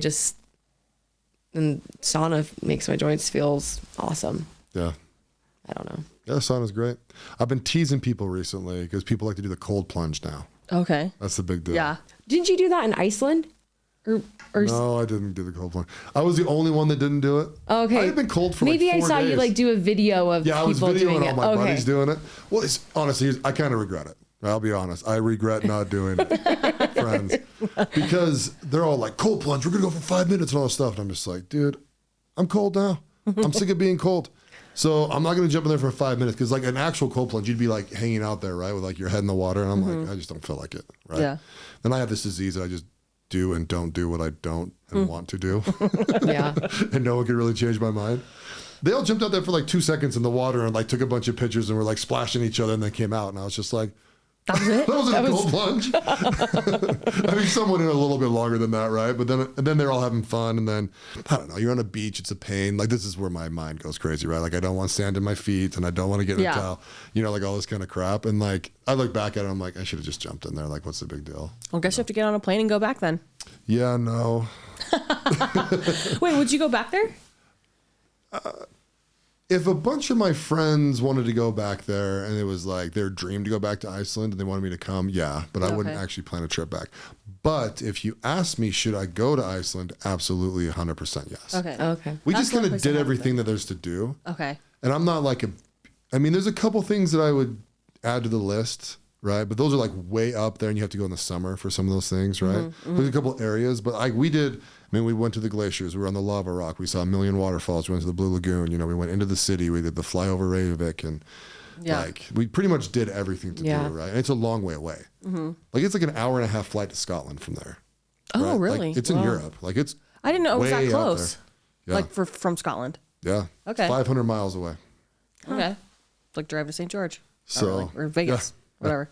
So, I mean, and it was awesome, and I stayed there for 10 days. A lot of those guys were there for 5. Then Michelle came for like the second 5 days. And that was dope because like we went to a few of the same things, a couple different things. And Did she like it? she loved it. Yeah. That's cool. Yeah. The Blue Lagoon is like a top 10 thing that everyone should do. Yeah, Just that looks amazing. really cool. Yeah. Yeah. And when I wanna took go her, there. we went to the private side, right? So I paid for like the day spa side, and that was really fun. Oh, cool. You gotta do the bougie things sometimes, dude. Always. Yeah. I remember we went to England and we went to Kensington Palace we were with Nick and Allison. And we decided, we're going to go do this. Like, it was like afternoon, it was high tea. That's what it is. We're going to do high tea. And my parents were like, I don't know, it's kind of expensive. And now we're like, that was the best part of the trip. Like, it was like so fancy. And like, we were totally underdressed for high tea, but we were just like walking off the street and we're like, let's do it. Yeah, but like every tourist goes take a picture in front of Buckingham Palace, right? Yeah, Like, yeah. ugh. Yeah. You know what I mean? Plus, you're like at the gate looking from it, 4 million miles away. It's like, pay the extra money. Yeah. Like even in New York, right? It's like pay $40 more and take the fast elevator up to the top of the Empire State Building, and then go to the private deck and all that kind of stuff. It's just better. Yeah. Yeah. We went to New York for Thanksgiving. We have now implemented going on vacation for Thanksgiving. So Nice. last year we went to New York, and Ryan had never been, and we did all the touristy things, and it was fun because this time we were like out. I mean, I've been a bajillion times, and I'm like, we are not waiting in line. I am paying the extra money. Like, we're gonna get good seats to the show because if you're gonna go to a Broadway show, like we don't have to sit front row, but like. Yeah, mid. Yeah, like I mean, we were like third row, so it was like it was and it was good. We went and saw Waitress, and it was so good. But I was like, if you're gonna go, like, do the thing. Don't buy a freaking nosebleed seats. If you have to do it, do the nosebleeds. Yeah. But if you're gonna go do the experience, like, pay for it because it's gonna be much better. Yeah, no one's trying to get you. Yeah. It's worth the extra Yeah, money. it's worth the extra money. You're with people that just, they're just trying to get you. It's like, No. ugh.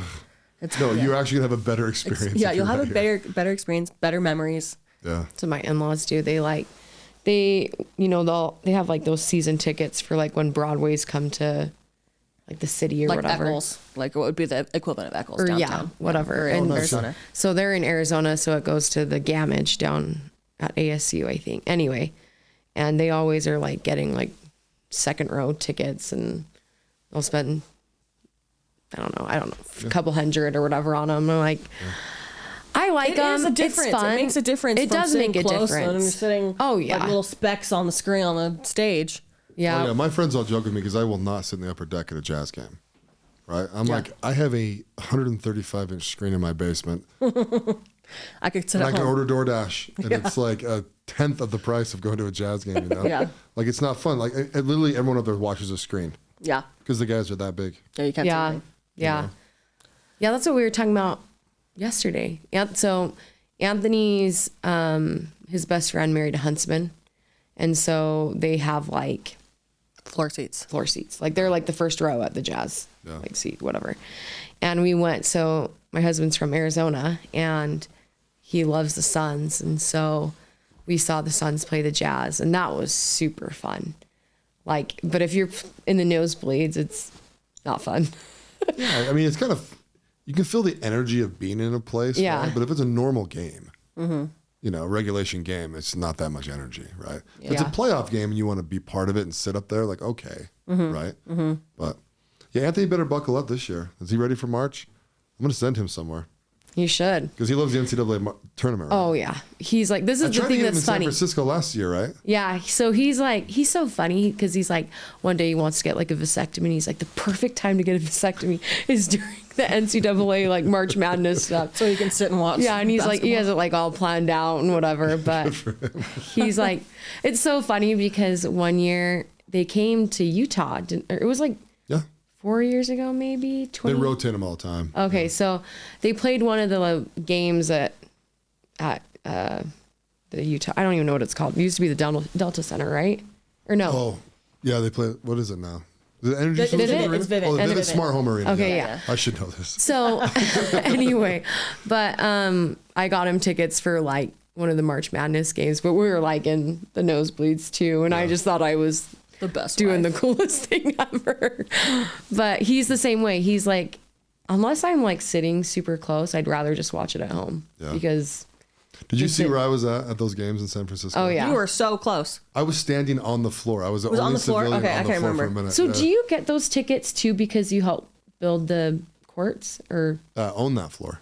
That's okay. So like Yeah. because since you own them, you get better So discounts or- technically we tech them, right? So that's why we get floor passes. Oh, that's cool. So if something happens to them, but it's like it's brand new, Yeah. right? That's cool. Yeah. That's so, really cool, dude. We've had a couple things happen, right? Really go out there with a freaking screwdriver and slam something down, right? I mean, it's like emergency. So, level. so you're there because you're also like, if something happens. Yeah.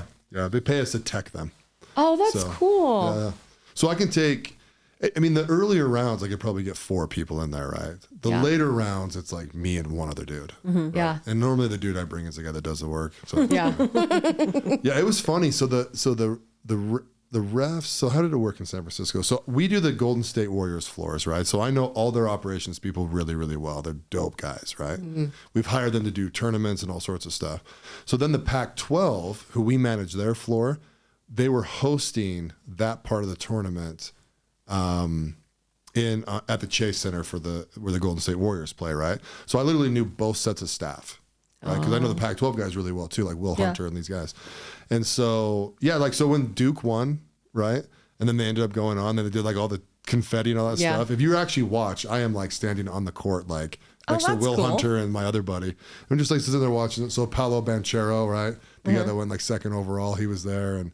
That's cool. Like it's funny just kind of standing there, I'm kind of like on Instagram. I'm like, hey, I'm here, check it out, Yeah. That's cool. Yeah, it's fun. So, but yeah, and we sit like, I was on the screen like 5 times, and every time I'm on the screen, I'm just like, You're like, Going crazy. you're like, hey, what is it, the Jumbotron? Is that what it is? Yeah, yeah. that'd be so funny, dude. it's fun too because I stick out like a sore thumb, right? I take up a lot of real estate. That's so funny. So- Anthony would die and go to heaven. Yeah. He Yeah, I loves- love taking dudes that are into it. Yeah. Oh yeah. He's. So we're doing the Final Four this year, and so we'll be in Houston for that. I will not be able to get him tickets to that because they're very, very strict. But some of the other regional ones, like, yeah, it'll be fun. Yeah. He loves all that stuff. It's. So as soon as I know the schedule, I'll let you know. Because I love Sweet. that dude. I want him to come out because I just know he'll love it. Yeah, he would love It's it. different than taking your employees. You're just like, ugh, sick of doing this. Oh yeah. He would be like. Another work trip. Yeah. He's all over that stuff, and he loves sports. He's all into. That's the thing is, I think that he, like, manages it for both of us. Who's his NFL team? Cardinals. Oh, that's Arizona right. Cardinals. Yeah. Okay, cool. Crap. I should have, because I have Raiders season tickets. Oh really? So I'll have to get him to come to a Raiders game. Yeah, we went to so his parents took us to like one of the NFL. So they also love like getting really close seats and stuff. And that was really cool. That was like in 2016 because we were living in Arizona. And so we went to one of the NFL games down there, and that was super cool to see too. So it's fun when you have like close seats. Yeah. But when you don't, it's Well, the I don't good know. thing, honestly, in an NFL stadium, as long as it's an NFL game, right? It doesn't matter where you're at. Yeah. Like it's seriously fun. You almost want to be up a little bit so you can see the whole Yeah, we field. weren't like we weren't like second row or whatever. We were maybe like 10th or 11th row, but it was still cool because you got to see all the players. And I'll tell you the coolest sporting event I've been to was in the summer, right? So I'm doing some work with Real Madrid in Spain. In fact, before I came here, I was just on a conference call with them at like 6:30 this morning. oh Wow. Which is like 2 p.m. over there, right? Yeah. whoa, Yeah, we're doing like their artificial turf for their stadium. We're doing basketball courts. We're doing some bleachers. We're doing some netting. We're doing all sorts of stuff for the Dang. new place. And so I met with them. So they came into town and played Barcelona, right? It's like the #1 soccer game that's played all year, right? It's like the most biggest rivals from Spain, huge money involved. So I went to a meeting with them before, right? And I'd already bought 6 tickets because of my privileges at Allegiant Stadium. I get to buy them early, right? And so as I'm in this meeting with these guys before the game, like I sent Michelle over to the gym, right? Like with our other friends that flew down with us. And I'm meeting with these guys, right? And they're like, and it's kind of fun, right? Because they're like the executives there, right? Sure. I mean, they are like they get their ass kissed everywhere they go. Yeah. They flew in on private jets, right, from Spain. Like they are. Like, Holy legit. cow. Wowie. And so I'm meeting with him, and like I'm actually wearing this hat, and he goes, "Hey, can I trade you that hat?" I said, "I'd aloha on it or something like that." Right? And he goes, "I'll trade you this hat for one of our hats." And I was like, "Okay, cool." So I like just traded him, right? And he hands me this hat, and the hat was it's like a owners only, because Real Madrid is like you have to own stock in the company, right? So it's like a stock owner only hat. It's like the coolest hat I've ever had, right? And then he goes, "Are you going to the match tonight?" You know, and I was like, "Yeah, I'm going with some of my friends." He's like, "Where are you sitting?" And I was like, "Oh, we're up at this level, you know, because general public, blah blah blah." And he goes, "No, Mark, you're sitting with us, you and your beautiful wife." And he just hands me 2 tickets. What? So we're like almost dead center. I'm with all the Real Madrid execs. They're all in suits, right? And it was so much fun. No one spoke English. Well, they all speak English, but everyone was speaking Spanish around us the whole time. Because it's literally all the guys from Real Madrid, right? And then like their most distinguished guests. Yeah. And so I called one of my friends that lives in Vegas. I was like, "Hey, you want 2 tickets? Because I'm sitting down low." And it was awesome. That place was, cool. it was like the That's Super really Bowl. cool. Yeah, it was cool. There's people from Mexico that came up that had like saved up so their kids could see Real Madrid live or Barcelona live, and like it was intense. It was crazy intense. And a bunch of my friends that were huge soccer fans had like bought tickets for like hundreds and hundreds of dollars. Yeah. Maybe even thousands. I don't know. Wow. Yeah, because so Anthony, talking about soccer, like I guess, I don't know. See, this is the thing, is you probably know more than I do. Well, you definitely do. Yeah. But like he said, like the World Cup is coming to the United States in like a couple 4 years or something. It's gonna be in Seattle. Yeah, and so one of the games is It'll be going to be all in over. Seattle. Yeah. Oh yeah, one of the games. Yeah, one of the games is going to be in Seattle. And so Nick is actually moving back to Seattle from Hawaii, like next year or the year after. And so Anthony was like, "Hey, Nick, we're going to go to this game, right? Like, or one of the games there." And so that would be cool for him to see that too. Cause I don't know, going to the Super Bowl would be like one of his Ultimate bucket dream. lists, like ultimate Oh, really? dream. Have you ever been? No, I want to go. I kind of want to go. Really? It's so freaking expensive. Yeah. That I'm like, so for example, when I got my Raider season tickets, what you actually do is you buy a licensing agreement for the seat, right? And that's how they pay for the stadium. So I own that seat for like 29 more years. It's a 30-year contract, right? Okay. Which gives me privileges to buy like every concert, every event, everything, Oh, that's cool. except for the Super Bowl. Oh. Right? And so when they announced the Super Bowl in Vegas, which I think is like 2025 or 4 or 6 or something like that, right? It's coming up in a couple. We could actually pre-buy tickets. And I was like, "Oh, cool." Right. Yeah. My seats are $20,000 each for What? the down payment for the For Super down Bowl. payment. Yeah. So what's the actual price then? They don't know. Oh. It's market Oh my driven. gosh. So I was like, Hell no. Yeah. I'm not giving you 40 Okay, well, grand I to don't sit know. on for like, I mean, like this is probably a pipe dream for him. well, Never mind, my Anthony. seats are a little bit lower, right? Oh, okay. So like there'll be some ticket. I mean, I think the average ticket there though is like $5,000 to $10,000. Oh, really? Okay. Yeah.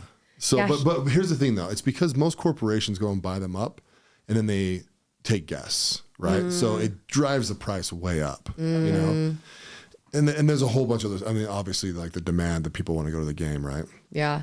And so, but I'm like, by the time you like get a hotel, right? Fly into the place, eat there, do all the stuff. Because, of course, I'm going to go hard, right? I'd be like Yeah. jerseys and blah, just go freaking, Yeah. if you're going to go, you're going to go. Right? Yeah.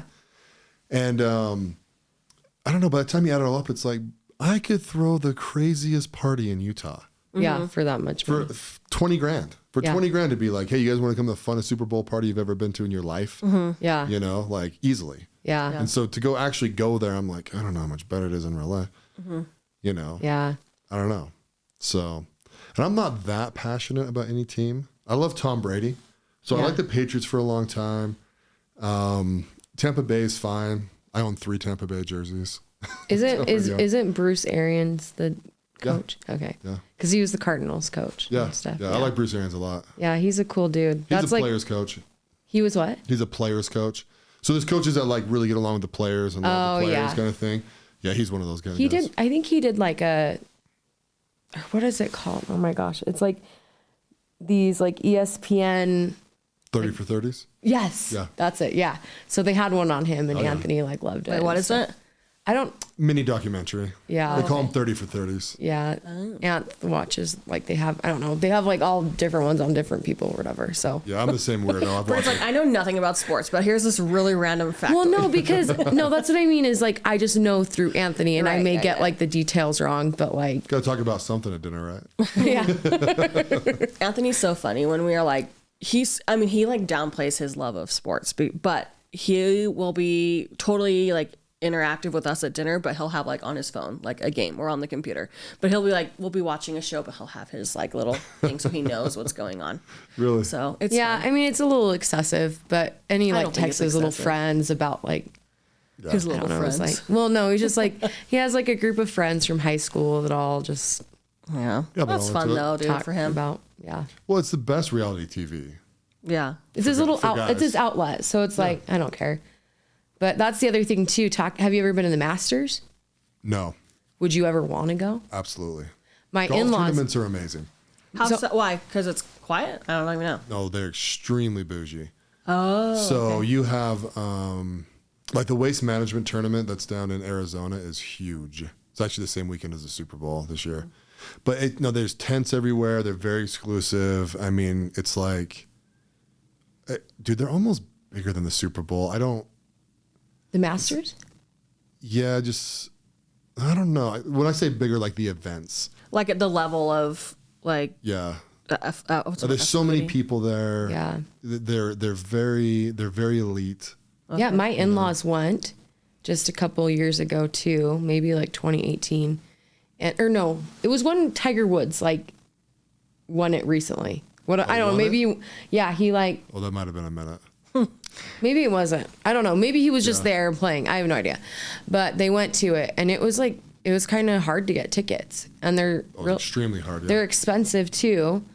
And I guess too, you can't, maybe I'm quoting this wrong, but I feel like they couldn't have their phones out. Like you can't take photos there or something. I think that's true. Yeah. So it was at like, the Masters, that would be true. Yeah. yeah. So it was like it was just kind of like an experience. They're just like, you have to be there, but like, this is what happened, but they don't have, but they The like, cool thing of the Masters is everything's green, right? So if you get like soda pop, it's green. If you get Oh, a I didn't know sandwich, it's that. wrapped in green paper. Yeah. Yeah, because if they throw it on the ground, they don't want you to see from the camera that there's garbage anywhere. oh, that's cool. So my dad's been to the Masters. Oh, really? oh, really? Yeah. Yeah, they loved it. They just thought it, and they like came home, brought us like, Anthony has like a t-shirt that has like the Masters stuff on it. And And it's all reasonably priced too. That's one of the things about the yeah. Masters. Is it in Georgia? Yeah. Okay. I just know that like all of the. Bridget's acting like she knows nothing about sports, and she's like, wait, is it this? Like, did you Well, prepare for no, this? I May? really don't. I mean, okay, maybe I don't know the level of like She doesn't want to know. Yeah, that she much doesn't. about average. sports. Well, it's just always I don't know. Anyway. I know. I literally. Yeah, it's know always nothing present about in it. your house. Yeah. It's always present, so it's like I kind of have to know, but I don't really like to know. Yeah. No, golf tournaments are super fun. Like one day when your kids are raised, you know what I mean? You're not like following them all over the place. Like it would be a really fun weekend for like you and Anthony to go away to like even the mid-level ones are like super fun. Yeah. Yeah. Well, I think is it like Pebble Beach or something that's like a cool golf? Yeah, I Nice. think that one's in San Diego or LA. I think it's in San Diego. It's kind of famous. Yeah. They just have PGA tournament stops there. Yeah. Pebble Beach is one of them. Like Isn't there a Firestone. PGA in Scottsdale too? Yeah. Okay. There's like actually asked Anthony for Christmas. I don't know if you've seen this. It's called like the Ghost Towel or something. No. Do you golf a lot? No. Okay, so I guess it's like this thing that like it's a like a golf clean, like a towel, and if it's like on the ground, it's like magnetic, so you can put like your golf club So on it's it, like and a then it ghost. yeah, and then it like pulls up. You can. He's like, I don't know why I would need that. I don't know. Well, Anyway. that's kind of cool. Yeah, you take your iron and just like, yeah. So when you do golf, you have to like clean your irons off because you hit the dirt with them, right? Yeah. And so yeah, that makes sense. Just put a magnet. I don't on know. the ground. Yeah, I But- know nothing about golf. I've just like have been to Top Golf. That's like where my golf experience goes. But my grandpa was really into golf. Did you know that? I've golfed with your grandpa. Have you? Aw. Yeah, over at Glenmore. Oh, I love that. Yeah, I golfed there with him, dude, at least 3 times. Why was I golfing with him? I can't remember. I saw him there one time. Oh, okay. We like bumped into him. There's been periods of my life where I have golfed a lot. Yeah. I just don't do it anymore. I just golf for fun now. Like if people want to go, I'm like, heck yeah. Yeah. Grab a bottle of bourbon, right in a speaker, and it's like You're good. 90s hip hop, and we're just driving around. Yeah, our grandpa was super into it. Like he went like every day. Yeah, because there was a course, there was a golf course right by in South Jordan. Yeah, Glenmore. Is that what it is? Okay, yeah. It was like he could just go there. I mean, he golfed probably until his mid 80s. Yeah. Like, yeah. I bumped into him once, and he was like, "Hey, you should come with me sometime." And I was like, "Great." And then like he either called me or texted me or something like that, and I was like, "Yeah, let's go." Oh, I love that. Yeah, it was fun. He's a good guy. Yeah, he was always good to me. Yeah. Yeah. Good. That's one thing about our family. I think most of our family members are pretty good. Yeah. At least the ones that are in Utah. Yeah. We actually talking about this on the pod. I don't know why. We were talking about Christmas traditions, like within our families, and we didn't really like grow up with our first cousins very much. Like when we talk about our family, we talk about like your family. Like those are our cousins. Like you guys. Like we do the stuff like with you. Do you feel like you're close with your first cousins? Like your first cousins? Some of them. Yeah. So like like David and I are really close. Okay. Right, and always have been. And like I would That's say Lisa's. so Lisa has David and Chris, and I was close with Chris for a long time too, and I still am. I love seeing Chris, but he lives in Georgia. David was on your podcast. David was on my podcast. Okay. Yeah. So David and I also own a business together. Oh, cool. And so, and so let me think. What other cousins do I see? I mean, like I call them my Texas cousins. You know, like all those. Oh guys. yeah. They're kind of. I mean, I like seeing them. They're kind of all over the place, all over Texas now. You know, they're all still single. And actually, Amy's at Georgetown. Oh, is she? So yeah, she's out there studying for a PhD in Georgetown. Okay. Oh wow, that's cool. She told me what she's studying, and it's very, very, very It's like psychology or something. No, did she do psychology? I don't remember. I see her on Facebook. Yeah, there's learned behavior stuff that she's tracking and stuff like that. So it's actually really interesting, really cool. Yeah, she's pretty smart. But my cousins on my dad's side, no, don't really see them either. Is it 'cause are they here in the States or no? No, well, I think I have one that's here, and then the one got deported. So he's back in England. He deserves to be imported. That's how our mom, all of her family's in Australia now, but I don't even know my cousins on that side. Well, there's only two. I couldn't even tell you their names. I don't know just their sad names either. My cousin Ian, he's actually my oldest cousin. On my dad's side, I just recently saw him again for the first time in like a long time. Mm-hmm. So he came to a couple family things last year, and so, but yeah, no, I mean, yeah, we're way closer with you guys than we are. Yeah, I'm like forgetting cousins in my head. I can like feel it. So I don't know if that's or not. I mean, they're all very nice. I would love to spend time with all of them, except for a couple of them that are in England. But yeah. So actually, not my ones that are in England. Most of them are really sweet and awesome. I'm just kind of shitting on one in particular guy, but like I have a cousin Neil that's over in England, and he's awesome. Like I wish they were over here more. So yeah. Then I have two other girl cousins that are over there, and they're great too. But I mean, they just have families and a whole life that's over there. Yeah, you know, then you're not a part of. Yeah. Yeah, our American life that's over here. Yeah. So, but yeah, so I'm trying to think. Are you guys close with any other cousins? No. Not really. No. Yeah. Yeah. No. Weird how that worked. Yeah. You should blame our parents. It's not really our fault. I know. Right? Yeah. Well, our cousins, Jeff's siblings are weird. So that's true. Yeah. Yeah, we hang out. We do stuff with you guys. If we do family stuff. Yeah. Which is fun. You guys are fun. Your freaking 40th birthday, so fun. That was off the chain, huh? That was so fun. Jeff dressed up like a luchador because it was gold and black, and Dad's like, I know exactly what I want to do. Okay. I know. I thought you only turned 41, so why don't we throw a party? Yeah, that was really fun. And then your dad's 70th was really fun at your guys' house. Yeah. So the McCormacks know how to party in style. My mom turned 69 in like 2 weeks. And I was not allowed to have a fun party for my dad when he turned 69. And I don't think I'm allowed to have a fun party when my mom turned 69. And I'm almost like, do I do it anyways? Heck yeah. You know? I don't know. Dad wants to have like a 70th birthday next year for him. Yeah. He does want to have something. Oh, so is he 70? When's his birthday? August 25th. Let's go crazy. Yeah, we should. Yeah. He wants to freaking go to Fiji, and I'm like, whoa, bro. Like, not all of us are on your budget, so like, relax. But yeah, he wants to go to Fiji and Samoa and Hawaii and New Zealand. For his 70th? For his 70th. We can do that a couple days later. On Yeah, I his know. actual birthday. And I was like, Dad, let's throw you a nice party. Let's Yeah. do something fun. So we'll have to plan something for Yeah, him. invite the people. Let's go. Yeah. Yeah. No, my party was crazy. I think it had almost 200 people show up. Holy cow. Where did you guys have it at? We rented a... Noah's? No. No, it's actually an old elementary school that they've turned into an event center, and it was the entire cool. basketball gym. It was really fun, That's dude. cool. Yeah, the photos looked awesome. Yeah. And the food was good too. Yeah. Did you guys get it catered? It was like pizza. It was pizza, right? Yeah, it was pizza. Yeah, we had like stone pizzas they were cooking, Yeah, they ice were good. cream, apps. I Yeah. don't know. I didn't even eat it. You I had didn't? some ice cream. I didn't have any of the pizza. Oh, it was so good. You were dude. just busy talking, or were you not, like, you didn't have Yeah, an Mark appetite? was Yeah, the I was life just of the busy. party. Yeah, I mean that was a thing. It was fun. I mean, I liked it. Like we didn't really party. I mean, I was just saying hi to everybody, and we had an open bar. Yeah. I got wild. That's fun And though. then we had a DJ. That That's was cool. Were you there for Michelle's speech? Yeah. Yeah. So Michelle was- gave a speech about me. which I Oh, thought that's was cool. nice. Did you get it on video at all, or? Yeah, I think we do have the speech on video. I think my that's sister-in-law videotaped it. Yeah. Oh, that's It was good, man. It was just like fun. I was just trying to be present, you know. Yeah. I was just talking to people and enjoying it and just having fun and He was doing exactly what Michelle's speech said, was just like making friends with people. yeah. That's it, Mark. Yeah, you're good at that. So I am good at that. you are. Yeah, definitely. For sure.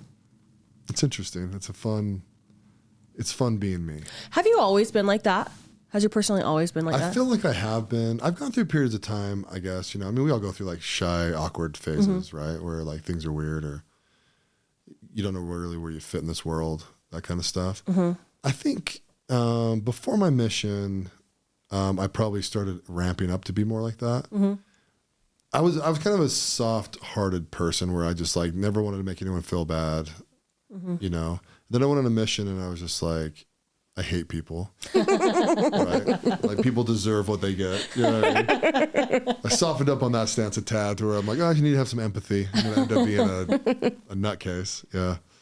But yeah, probably. I mean, I really learned at some point in my mid to early 20s that it's just like I don't care what people think. You know, I gotta just be me, live my own life, and enjoy it, and do what I think is right. You know, like you know, being good to my wife, raising my kids, trying to be honest in business. You know, that kind of stuff. Yeah. And that's just always been. I just have like core principles. I think that you just adopt, and you're just like, man, if people fit in this, great, and if they don't, great. Yeah. Yeah. You know, That's good And I've lost advice. friends, and I've had, I won't say bad things happen. You know what I mean? But like, you know, you just there's Life a time and happens. season for people. Yeah, Sure. life happens, and I mean, our world's weird, right? Because our parents' age, they all started having kids in their 20s, and they lost track of all their friends, right? Until they basically hit their 40s, right? Because then their kids are older, and they're like, oh, hey, we should start doing reunions and going out to dinner, and like that's when they kind of like reestablish friendships. Well, we never did that because we had social media, so we had like artificial connections with people that Sure. like blasted through our 20s and 30s, you know, right? You know, Yeah. because you're probably still connected with like, I don't know, 50 or 60 people from high school, right? Yeah. Not that you've seen them, but you know What they're up to. kind of what's going on in their life, which is Yeah. weird, Yeah. right? And so that natural swing of things, I don't know, I paid attention to this recently, like probably the last 4 or 5 years. It's just a weird transition. And Yeah. so, but I can keep friends for a long time really easily, you know?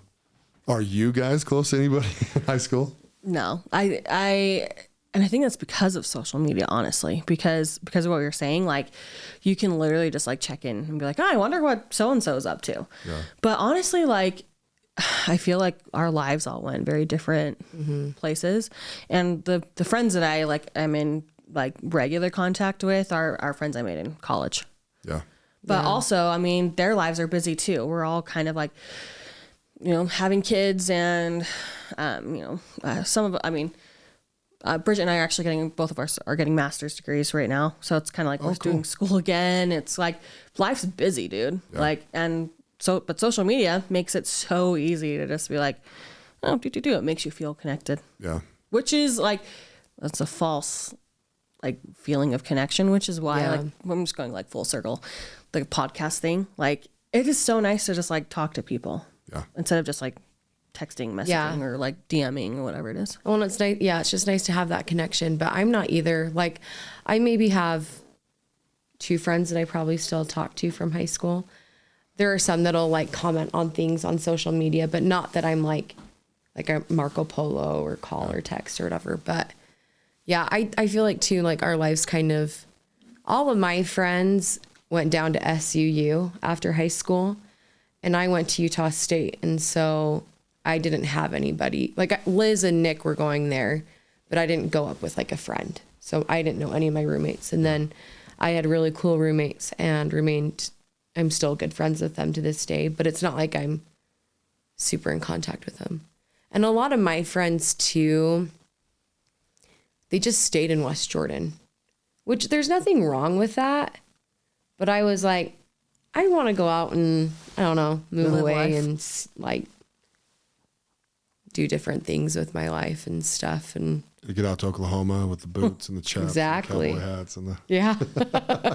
No, it's just, I don't know, it's just different. Like, you know, a lot of them married their high school sweetheart and live like 3 minutes away from their parents and stuff, which it's just, it's different. It's like, I do not want to live by my parents. No, it's just, I like Utah. I just don't think I'd ever want to live here. I don't know. No. It's just, it's different. This is the thing is like talking about religion. You have people that are, I mean, predominantly the people here are LDS, right? You have people that are like very uber LDS. And then you have people that like absolutely hate the church that are like, so you have both levels of obnoxious. Yeah. There's no like happy medium sometimes. I don't know. And I feel like outside of Utah, you get that. You get people that are like, I love my religion, I love my faith, but I'm not going to be like. Well, I've always found that if you're LDS outside of Utah, it doesn't define who you are. Exactly. It's part of you. Yeah. Exactly. You know? And then here you're just defined by like member or non-member. Mm-hmm. Yeah. Right? And non-members categorize that just as much as members do. Mm-hmm. Exactly. You know, and yeah, you get both. Yeah, it's like the you political have spectrum, right? And like Anthony's from he's from Arizona. Anthony was the only member in his high school, so all of his friends like drank and smoked weed, and you know, so he has a very different touch things they weren't supposed to touch. Yeah. So Anthony has a very different experience of growing up than I do, and so like him growing up LDS is different than me too. And so, yeah, living outside of Utah, I think you're not defined by it. And so Anthony, when he comes to Utah too, sometimes he's like, it's interesting because he's like, he feels like everybody's trying to be the loudest person in the room. Like you have like people that are super LDS and they're trying to be like, Always the best. yeah, like blah, blah, blah, blah, blah, you know, blah.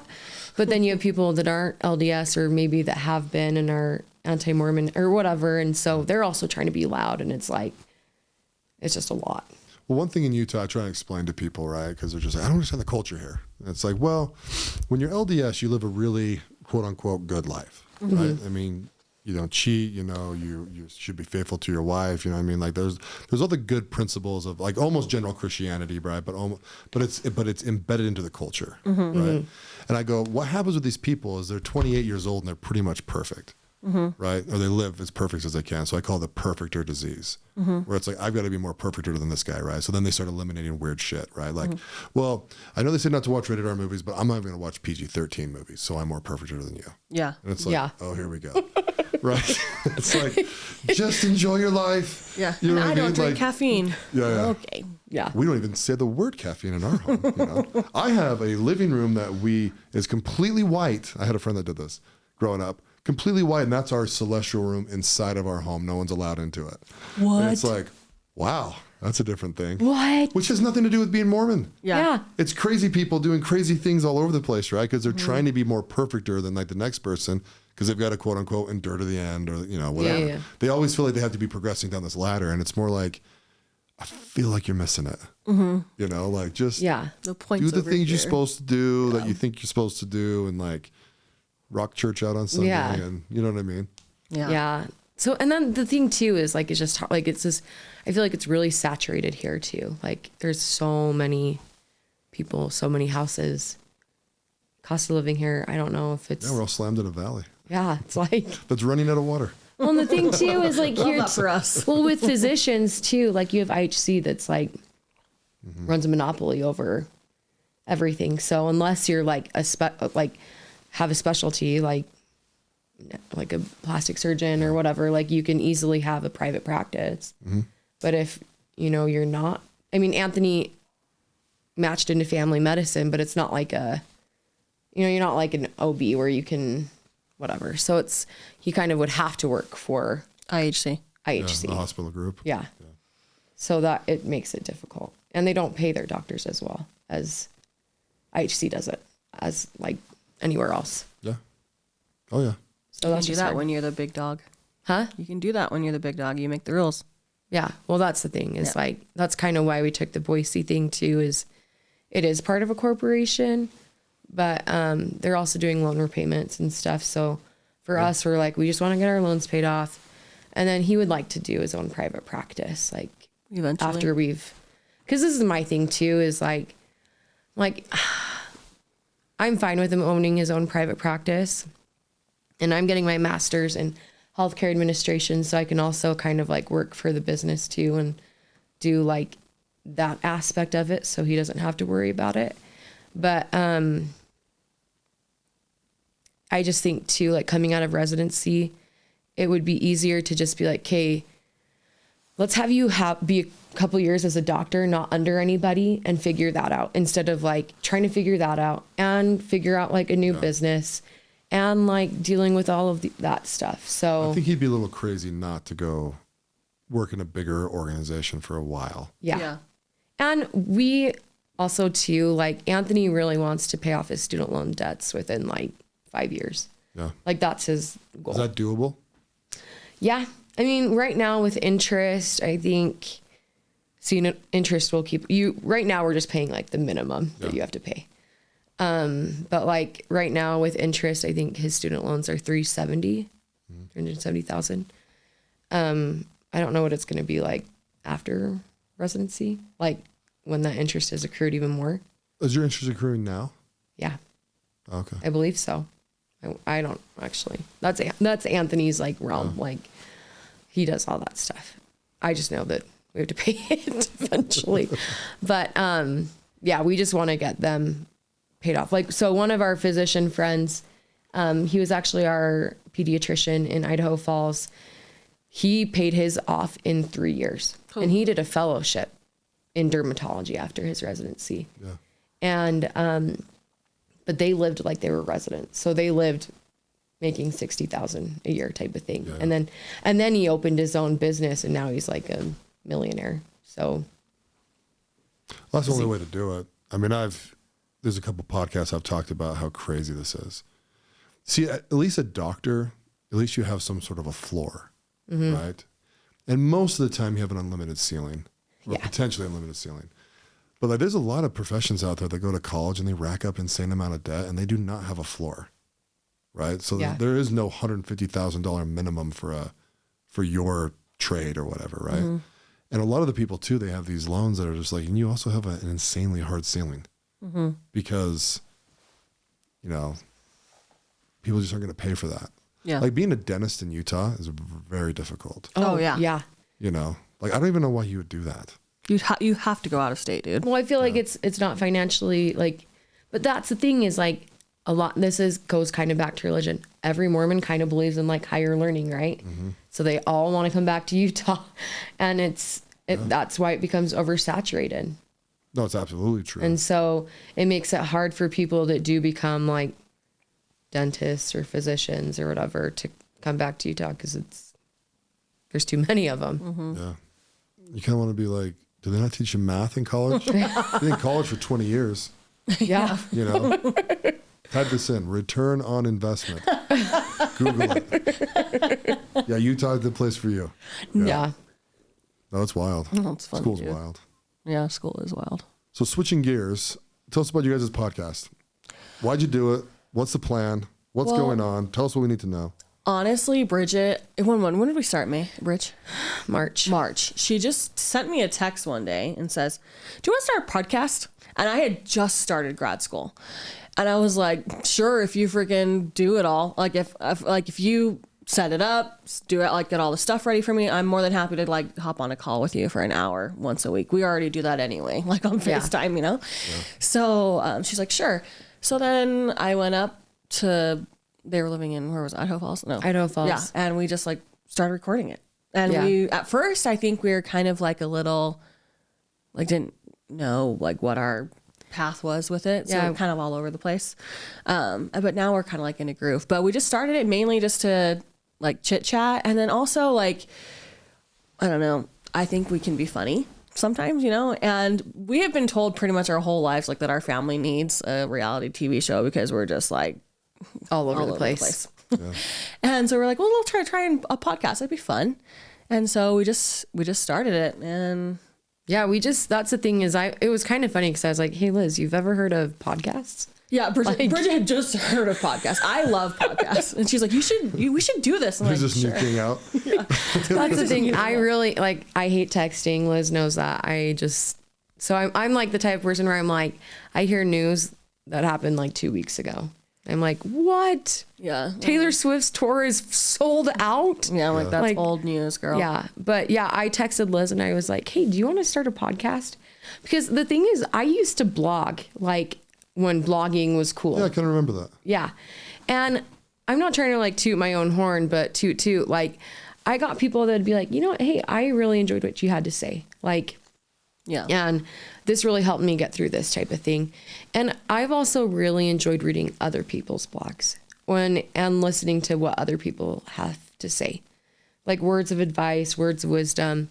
And so, like Liz said, when we originally got started, it was kind of all over the place. And then I had told Liz, I was like, you know, I think it'd be cool to have people on because I think people do learn from people's experiences. Yeah. And I also think it's a place for people to kind of just, at least for me, I feel like I gain, I don't know, like knowledge through what other people have to say.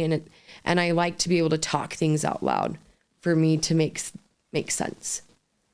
Like, I don't know, like if you've ever been to therapy before or anything like that, it's nice to have like an unbiased opinion and you're able to just freely talk about things. And then you're like, oh yeah, well, that was a stupid decision, you know? But so I think it's a place too, where people can come and talk about their stories and it's just, it's fun. I mean, I like listening to other people's podcasts too. Like, I think it's fun. And like what Bridget's saying, you learn things. And I'm like, it's fun when you're just driving and you're like, you feel connected to that person. Oh, for sure. You know, and you're like, oh man, that's freaking hilarious. And then you can go, when you go to whoever's house, you're like, dude, I heard the funniest thing today. I got to tell you. Or you tell them about the podcast or like the podcast that you're listening to.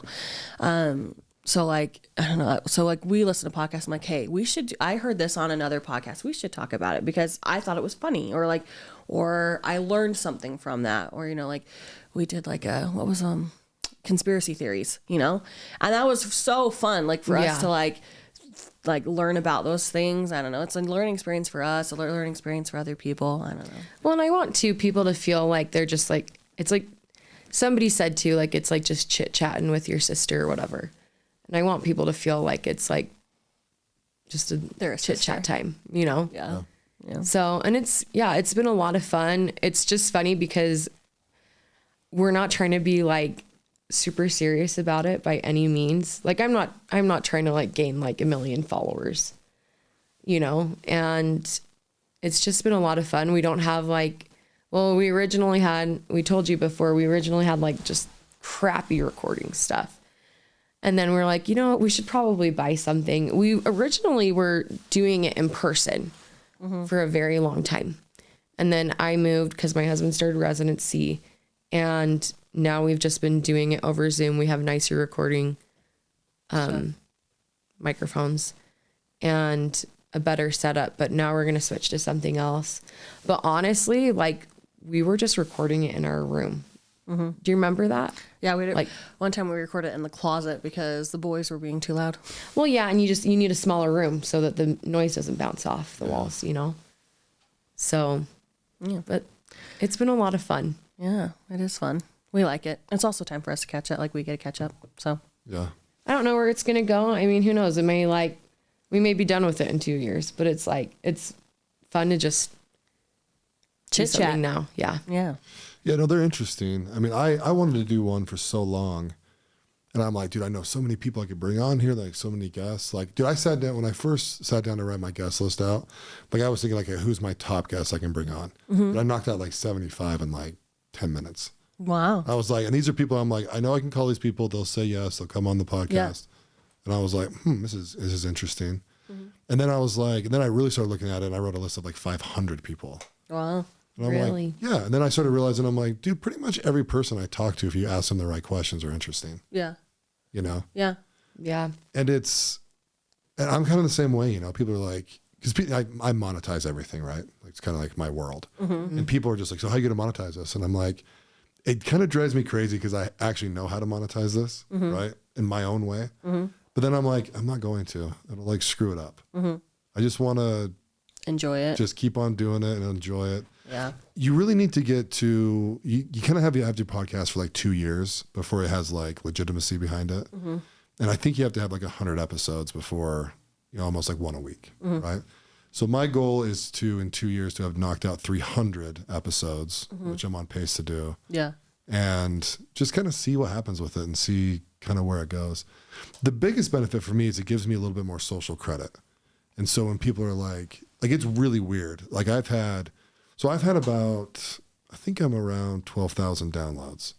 Wow, like that's that. awesome, That's dude. cool. Yeah. And so, because I have some business connections, right? So really a lot of it came through LinkedIn. You know, so I just posted to LinkedIn and like I have all these business connections all over the country, really all over the world, but not like, I don't want to sound like I'm massive, right? I probably have 100 people outside the country, you know, that like know me. And I get feedback all the time. They're like, dude, this one episode was great, blah, blah, blah, blah. And I didn't realize it, but people listen to every single one. Like I have a heavy group of people that listen to every single one. And they're like, yeah, man, I just go right through them. And I'm like, because to me, I'm more like, pick the ones that sound interesting. Yeah. Right? Yeah. And if they're not, turn them off. Right. Yeah. You know, I kind of got in a philosophical argument with someone one time about how long a podcast should be. They think it should be 45 minutes. And I'm like, it goes as long as I feel like going for. You know, because I'm just like, if you're not into it, turn it off. Yeah. But if you're really into it, then you want to hear the You'll full keep 2 listening. hours or something. Sure. Right? And so, yeah, I don't know. It's kind of interesting, you know? And like I said, and I really mean it too. It's like, this is also my journal. So I just want to bring all the people on that I like, that I enjoy, that have stories, that are doing different things. I want them at different phases of their careers, or life, or, you know, just come on and just say the things that they want to say. Yeah. You know? And there's been some crazy stuff that's said on here, actually, you know, like we talk about plant medicine, you know, a lot, like that's kind of a hot topic. Do you know what that is, Bridget? What is it? Plant medicine. Oh, shrooms. Yeah, shrooms. I listened to that episode because I was like asking Jills, I was like, what is it? And then my dad's like, how does he get it? My dad's like, so can I try some? Yes, he can, and I will not answer how I get it. Well, no, because I don't know how we got on that conversation, but we were talking about ketamine. Oh yeah, we're talking about ketamine Yeah, therapy. ketamine. Yeah, Ketamine therapy. There's a freaking ketamine therapist in this building. Oh Really? Yeah. Yeah, because my dad wants to do it, and I kind of want to do it too, but he was like asking about it, and then I was like, well, Mark does shrooms, like kind of the same thing, right? They're very, very similar. Yeah. So anyway, we were just talking about that, but Yeah. It's kind of fun. Yeah. Well, we should wrap up. Okay. So my little format, my non-scripted format is I need your guys' best 2 minutes of advice. Okay. Who would like to go first? I'll go first. I actually was thinking about it. I was like, what should I say? And what would I tell myself, I guess, is what I would think about, right? And my thing is like be true to yourself and whatever that looks like. And I think we've kind of like touched on that a couple times like throughout this conversation today is like be who you are and like unapologetically be who you are. Because I think like we do get caught up in a lot of like pretentious like competition here, especially like in Utah. And like you're going to be successful if you be you. You're not going to be successful if you're trying to be someone else's version of yourself. So that's my because I think for a long time I'm a people pleaser or I have been, and I think that's something I'm like trying to work on myself is just being like, dude, do what you want, do what makes you happy. So, and that might take a while to figure that out, but it'll come eventually. That's my advice. What's yours, Bridge? I feel like mine is invest in yourself and probably don't burn bridges. I don't know. Like investing in yourself, kind of like what Liz said in terms of be true to yourself, but whatever that may be. For me, it was going to more school. Like I'm doing my master's now and I apply to a doctorate next year. And it's because like I want to invest in myself more to make myself more marketable, to hopefully work in the future after my kids are in school or whatever. And I think that can come in all like don't sell yourself short, because I think a lot of people kind of can take the easy way out of things, and you're going to get those results if you take the easy way out. You know, like I look at my husband and think of like all of the schooling he's done, and it's not easy and it's hard. And you kind of asked if it was worth it and stuff. And I hope it is. And I feel like it'll give us a good lifestyle. And with the burning bridges thing too, is like along those lines, and investing in yourself is like, you need to network with people. And you can't network with people if you've burned bridges with people. And that'll help with investing in yourself. So that may not be 2 minutes worth, but... No, it's perfect. Some people talk for 10, some people talk for 30 seconds. Yeah. No, I appreciate it, guys. Thank you very much. No, it's fun when it just comes organic, right? Just like, obviously those two things are on your mind, and so you're giving that as advice. Yeah. That's what the 2-minute advice thing's fun, because it's just... random. People just say whatever the freak they're thinking about. Yeah. Right? So, well, girls, thanks for coming on. Thanks for having us. Once again, all my loyal listeners out there, these guys' podcast is Dude, Guess What? It's really fun. And I think I was the first person to review it, right? Yeah, you were. Yeah, you were. I was like, boom. So anyone listening to this, though, honestly, go review our podcast. It helps us, makes things good, makes us feel better about ourselves, too. So cool. Girls, thanks for coming on. Thanks for listening to the President McCormack Podcast, brought to you by McCormack Foundation, Zaxton Fund, ADP Lemco, and Professional Floor Systems. Make sure you subscribe to the podcast and keep up with Mark on Instagram @President McCormack.